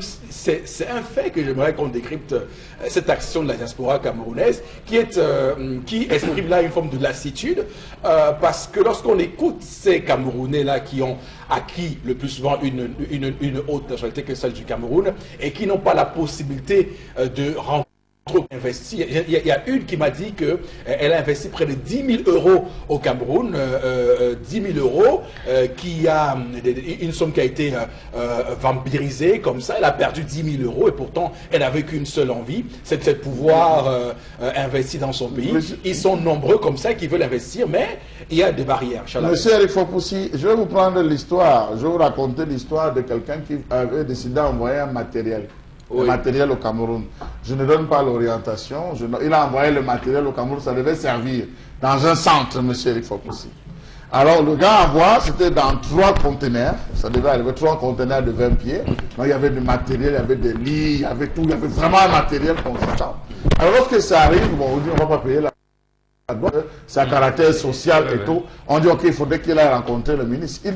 Il l'organise donc ici avec ses représentants, oui, ses relais sur place, Mobok. Ils vont rencontrer le ministre, ils discutent avec un ministre de sa République, encore en fonction. Oui. Le ministre dit non, mais c'est ce que nous on a besoin. Voilà des choses comme ça qu'il faut. Mais vraiment, il faudrait que tout soit clair. Il faudrait que monsieur Eric Fop aussi, tout soit mis en place. Oui. C'est-à-dire les moyens de transport, locomotion, pour aller donner, pour aller accompagner cela. Vraiment, nous sommes disposés. Le courrier, c'est rien. On demande, c'est rien. Il y a les préfabriqués dans les machines. On sort, on signe, c'est terminé.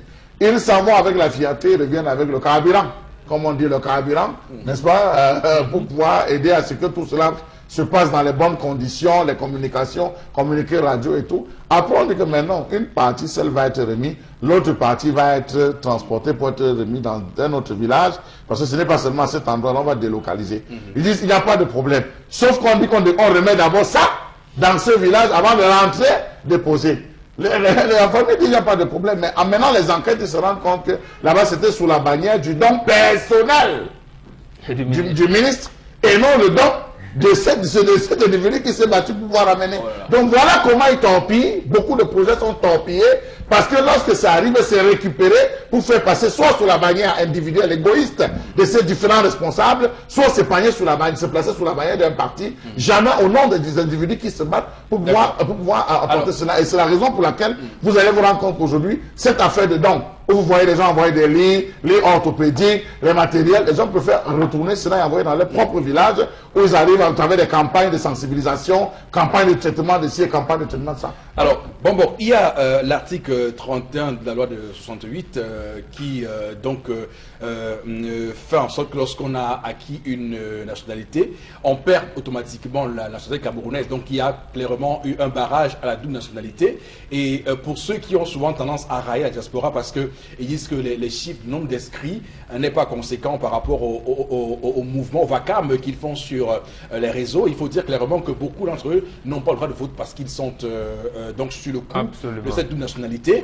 Et beaucoup espèrent que le Cameroun change de régime pour qu'on instaure enfin cette nationalité pour qu'ils aient la possibilité de venir investir dans leur pays et contribuer au développement du pays. Absolument. Oui. Et ça, c'est une incongruité terrible. Vous vous rendez compte qu'en 1990, l'équipe nationale de football des Lions indomptables qui arrive en quart de finale avait au moins 11 binationaux. Tous les gardiens de but étaient, deux étaient français, un espagnol. Thomas Kono qui a joué était un espagnol. Et il a voyagé avec un passeport espagnol. Donc, Bel Joseph Antoine Boy avait un passeport français. Songo Jacques, remplaçant, un passeport français. Les frères Biyik étaient français. Makanaki était français. Roger Mila, le vieux lion qui nous a fait des trucs, c'était un français. Donc les Pagales et tout ça, c'était des français. Donc, voilà. Donc à ce moment-là, en 90, mais on a dit les lions, alors que c'est des étrangers. Et ton fils est devenu espagnol, il va y avoir un passeport espagnol. Voilà, il va y avoir un passeport espagnol. Qu'est-ce que tu fais ici? Donc quand on est encore à ce niveau, où au Sénégal à côté, Youssouf Ndour, qui a double national, vient être ministre de la culture dans son pays, ou Kofi Nyam, qui a été ministre sous Mitterrand, est encore devenu ministre au Togo. On voit un certain nombre de choses, on s'est dit le Cameroun a pris l'option d'être en arrière. Moukoko prise au parallèle d'un plongeon dans le gouffre. Nous avons fait un plongeon dans le gouffre. Voilà, celui qui est administrateur directeur général de la Société nationale des hydrocarbures, donc celui qui gère notre pétrole. Lui, il a un passeport français. Il part voter lorsqu'il y a les élections en France. Mais c'est donc un Français qui garde notre pétrole. C'est des étrangers qui nous donnent des victoires, même la Coupe des Nations au Gabon dernièrement. Il ne faudrait donc pas qu'on dise que Titi et tout ça. Puisque nous-mêmes, ce sont les étrangers qui nous ont donné la Coupe d'Afrique des Nations au Gabon. Autant clairement officialiser et passer cette loi à révision à l'Assemblée nationale pour que ces Camerounais-là, qui gardent encore... et le drame, c'est qu'on les appelle, le chef de l'État est allé lui-même en train de rencontrer. On les amène ici pour faire un forum où... Quand ils posent le problème, mais nous ne pouvons pas le faire, on dit bon, allez d'abord. D'abord, vous revendiquez trop. On demande à toutes les représentations diplomatiques, il faudrait veiller que ceux qui ont les doubles nationalités ne soient pas inscrits. Et les CAM est champion à cela. On vous dit en France, c'est 500 inscrits. 500 inscrits, comment? Puisqu'il peut avoir des Camerounais qui vivent en France, sont plus d'1 million. En France seulement, plus d'1 million. D'accord. En tout cas, on va dire que les artistes qui sont aujourd'hui interdits du spectacle sur la place de la diaspora camerounaise à l'étranger, ils n'y sont peut-être pour rien. Je suis prudent quand j'avance cela parce que ils ont dû y aller. Ils ont dû y aller sans penser, sans forcément penser aux conséquences. Et c'est là que je questionne leur responsabilité parce que vous devez être citoyen avant d'être artiste. Monsieur, donc mesurer. je ne suis pas d'accord avec vous. Pourquoi je ne suis pas d'accord? Parce qu'il y a eu une série de critiques acerbes qui ont été portées à l'endroit, je le cite, de mathématiques de petits pays, lorsqu'il a fait une apparition arborant la tenue d'un parti. Voilà. 2 jours plus tard, ça a été celui qui chante des broussaillers, qui lui aussi a fait son titre, a fait sa sortie. Non, je n'ai pas envie de citer, je connais bien comment ça veut. Je mets des broussaillers, ça c'est une figure pour que les gens comprennent que lui, là où des broussaillers son chemin, il s'est placé en disant que moi aussi, je vais voter pour mon champion en route pour Yaoundé. Ils ont fait ça en route pour Yaoundé. Ceux qui étaient à Garoua mettaient en route pour Yaoundé. Ceux qui étaient à Bafoussam et tout. Chacun a essayé de mettre en disant, je vais à Yaoundé. Il y a eu, rentrez, vous allez vous rendre compte. Il y a eu des critiques où les gens disaient, mais attention, ne soyez pas en même temps juge et parti. C'est nous qui vous avons choisi. C'est nous, le peuple, qui faisons votre force. C'est nous qui vous... Mais les gens ne voulaient pas de vous des stars. De vous des stars. Des vedettes. Alors, c'est là où les premières critiques, lorsqu'ils sont arrivés à la chose, je crois que c'est Moustique le charismatique qui est le premier à sortir un truc en disant que je suis déjà en place avec les blogueurs. Ça fait même une grosse crise, ça a créé une crise parmi les blogueurs. Et c'est là où l'expression pain sardine est entrée avec les sardinards. Si vous regardez, c'est là où cette expression est entrée, l'expression des pains sardines. On a dit aux blogueurs que vous retrouvez, allez prendre le pain sardine. Il ne faut pas vous retrouver à faire la promotion de cela. Entre les blogueurs, il y a eu un show. Mais seulement, c'est très vite calmé. Ils se font plus discrets depuis un temps. Hein. Non, les blogueurs, on peut les citer, ils ne se font plus vraiment discrets. Parce que vous avez d'abord eu les premiers qui ont commencé à sortir les premiers livres. À sortir les premiers livres du chef de l'État, là où il était au séminaire, mais des petites tenues, à la tenue lorsqu'il faisait ses formations, on filmait ses passages au séminaire, ses premières rencontres, on filmait avec des commentaires. Ça, c'est des blogueurs précis. Et on comprend pourquoi le ministre de la Communication les avait invités pour essayer d'avoir une séance de travail avec eux à ce niveau. Ça fait des crises, ça crée une crise sur la toile, et une crise qui rapidement s'est gérée. Après, c'était les artistes. Les artistes sont arrivés en disant, vous avez votre choix, c'est notre champion. Alors, mais Charles, que peut être l'impact de cette décision de la diaspora, de certains membres de la diaspora? On ne sait pas, c'est pas tous qui sont acquis pour l'opposition, mais quel pourrait être l'impact de cette décision? Est-ce que ça pourra nuire à leur portefeuille? C'est dangereux lorsque vous êtes censuré par le peuple. Oui. C'est très dangereux lorsque vous êtes censuré par le peuple. Lorsque le peuple vous censure, lorsque le peuple décide de ne plus se reconnaître en vous, quel que soit ce que vous ferez, vous aurez à faire. Rappelez-vous de Bendeka, du jubilé de Bendeka. Rappelez-vous de la période de Mbanga. Quand Bendeka avait dit, j'ai fait mon jubilé, vous savez que lorsqu'il est revenu, c'est au forfait. S'il n'avait pas de courage, le peuple a dit, tu viens encore faire quoi? Tu as fait ton jubilé, on boycottait systématiquement tout. Il a fallu qu'il se batte, il produise. Et pour se le faire réaccepter par le peuple. On a eu le cas de la période de Mbanga avec la trahison. Tout le monde a dit la trahison. Il a sorti tous les types d'albums qu'il va sortir. Aussi beau que cela, que le peuple a dit, c'est ton problème. Donc, ce type de censure, et vous savez aujourd'hui que c'est plus la diaspora qui fait la richesse de nos artistes. Oui.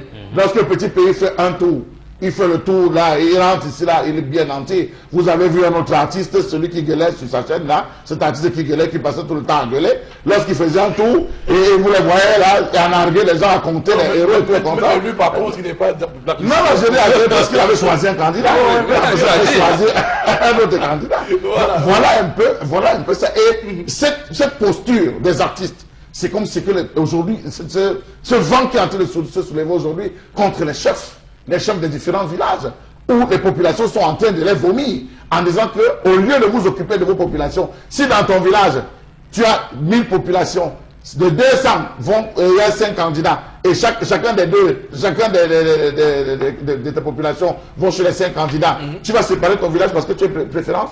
Le chef est là pour habiter et non pour diviser. Voilà ce qu'on est en train de faire. Et le cas, c'est celui de Baham, où toute une panoplie de réunions a été tenue avec les élites, avec d'autres chefs pour amener la paix, mais seulement la paix. Le peuple a censuré. Non, c'est pour dire qu'il faut faire très attention lorsque le peuple décide de censurer. Et comme il a décidé, je crois que les artistes devraient faire le mea culpa et trouver tout ce qu'il faudrait pour dire ok, on a compris. D'accord. Merci beaucoup sur ce plateau. Je rappelle que le temps qui nous est parti, c'est cool. Dangereusement, on va tout de suite, madame, monsieur, sans plus attendre une seule seconde, prendre interpellation, puisqu'on a vraiment passé les temps. On s'en excuse, à tout de suite.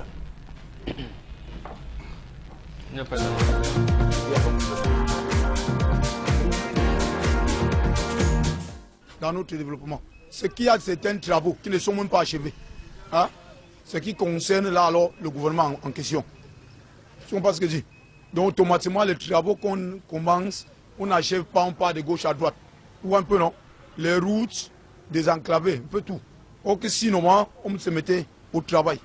On commence, on termine. On devait tout dans la logique des choses. Vous comprenez un peu.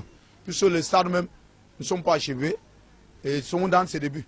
Je ne sais pas si on va arriver un jour. La mentalité ne change pas. C'est la même mentalité. Vous comprenez un peu, non? Et aussi nos hommes politiques m'énervent. Parce qu'ils passent tout le temps à faire comme il y aura changement, alors qu'il n'y a pas de changement. Vous comprenez? Donc chacun raconte de n'importe quoi. Et il raconte de ce qu'ils ne peuvent pas faire, de les choses irréalisables. Vous comprenez un peu? C'est ça que qu'en temps normal, il faut que les hommes eux-mêmes apprennent à changer. Parce que même les hommes politiques là, qui passent le temps à dire que l'eau, ceci, cela, ne savent pas ce qu'ils racontent. Parce que personne ne peut changer la situation. À tous ceux qui racontent que je suis opposant, il n'y a pas d'opposition au Cameroun. Tout ça, c'est la mendicité, c'est le ventre. À tout ce que ces gens racontent. Je ne vois rien à tout ce qu'ils racontent là. Vous comprenez un peu. Donc l'homme camerounais lui-même est le résultat de ces problèmes. Donc nous-mêmes, nous allons changer notre propre pays.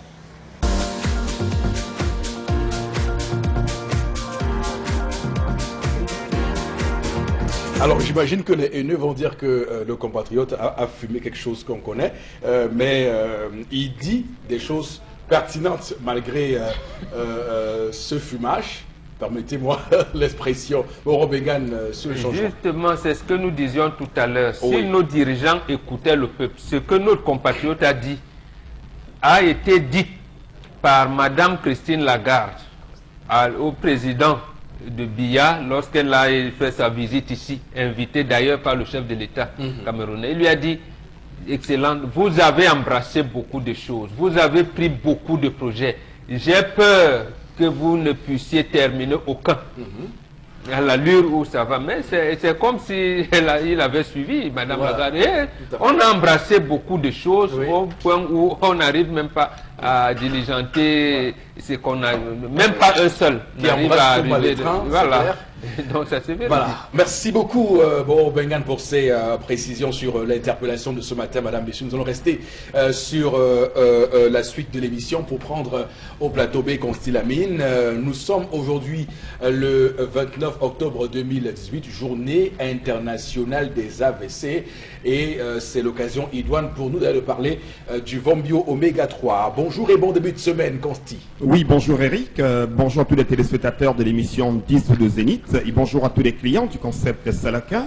Comme tu l'as si bien dit, on nous semble bel et bien, aujourd'hui 29 octobre 2018, journée internationale des AVC. C'est donc l'occasion plus que jamais d'attirer l'attention de tous ceux qui nous regardent en ce moment, d'attirer l'attention de tous ceux-là même qu'il est important aujourd'hui de prévenir les AVC en consommant régulièrement son Vombio Oméga 3. Vous le connaissez déjà, ce complément alimentaire d'origine américaine qui nous vient tout droit des laboratoires Cedorex. C'est donc très important de consommer le Vombio Oméga 3, question de prévenir les AVC. Il faut également rappeler que la prévention des AVC passe également par une très bonne hygiène alimentaire, pratiquer de temps en temps le sport, éviter le stress, ça c'est très important parce qu'il faudrait éviter bien entendu le stress de temps en temps et vous serez bien sûr peut-être à l'abri des AVC. Également, ceux qui sont déjà victimes d'un AVC, alors retenez qu'en consommant régulièrement le Vombio Oméga 3, vous allez avoir un petit soulagement quand vous êtes déjà victime d'un AVC. Voilà donc quelques conseils pratiques pour cette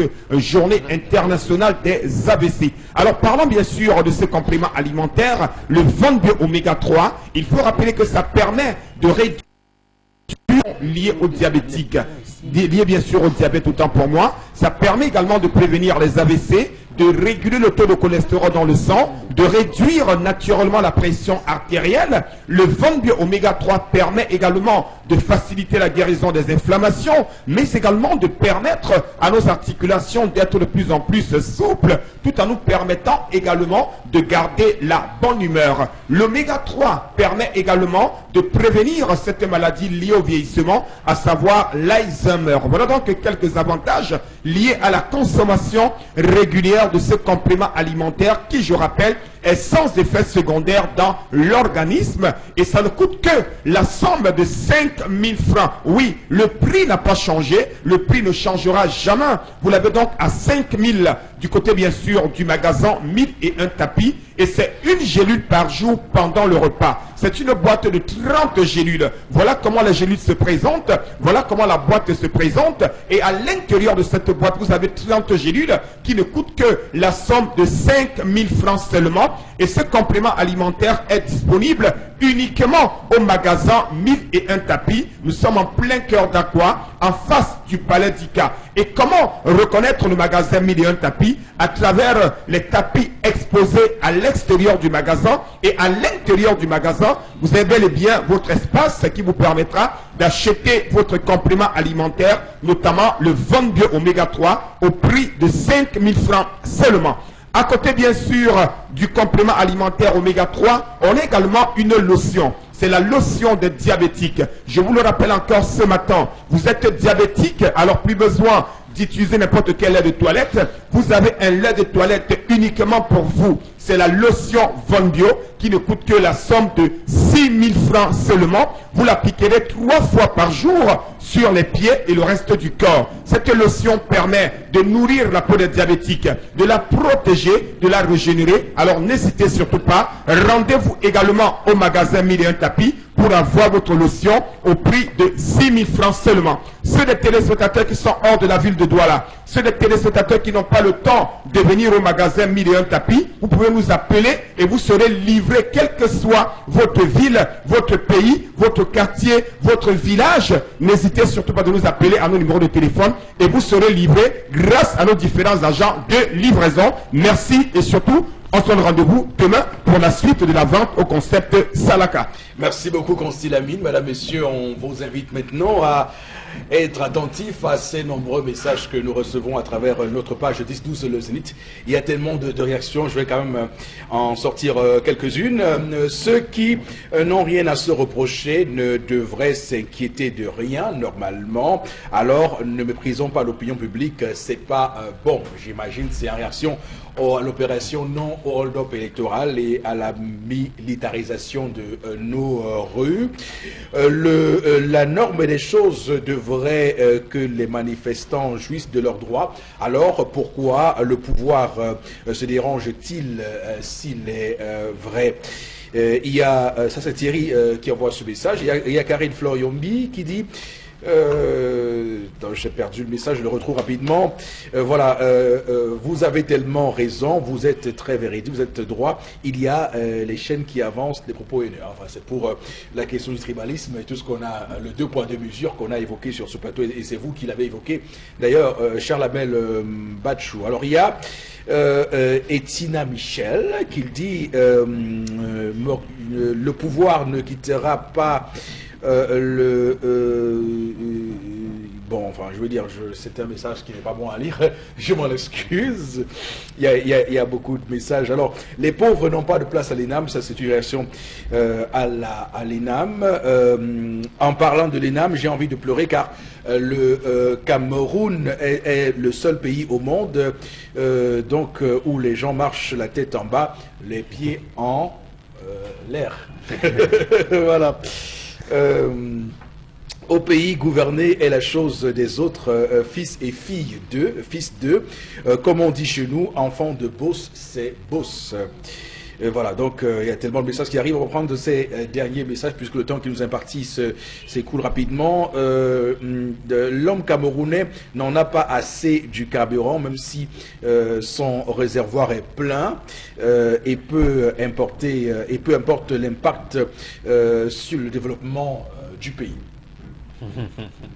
Je pense que c'est... Oui, mais totalement dites-leur vrai. que Oui. les batailles de la vie ne sont pas gagnées par les plus forts, ni par les plus rapides, mais par jamais. Ça aussi, voilà. Il faut le dire. Voilà, bon, Mégane. On va prendre d'autres messages, voilà, messieurs, également envoyés sur la page 10-12 le Zénith. Merci infiniment à vous pour ces messages que vous nous envoyez sur la page 10-12 le Zénith sur, à travers les différents sujets que nous développons sur ce plateau. Donc, rapidement, je vais lire les derniers messages avant qu'on ne vous dise au revoir ce matin. Rapidement, alors, on va prendre celui-ci. Concernant l'ENAM, je peux dire que l'admission là-bas est fonction du statut social des uns et des autres, mais le problème est que même d'autres écoles apparemment réservées aux pauvres ne nous reçoivent plus facilement. Je pense que ça fait référence à l'école normale dont on parlait sur ce plateau. Alors, on va prendre un message concernant l'histoire du jour de tendance régnée ce matin pour terminer et boucler la boucle. Alors, juste pour dire qu'il ne fallait pas que celle-ci rejette les savons, peut-être que cette dernière a regretté ce qu'elle a fait. Pardonne ta copine, car même Dieu nous pardonne combien de fois nous, ses serviteurs. Voilà. Ça s'appelle boucler la boucle. On a commencé par l'histoire du jour, on termine avec l'histoire du jour. Mesdames, messieurs, merci infiniment à vous de votre fidélité ce matin sur Equinox Télévision. Nous vous invitons à rester confortablement sur notre antenne au courant de la journée, puisque nos programmes se poursuivent et s'enchaînent. On se retrouve demain 10h. Que Dieu bénisse le Cameroun.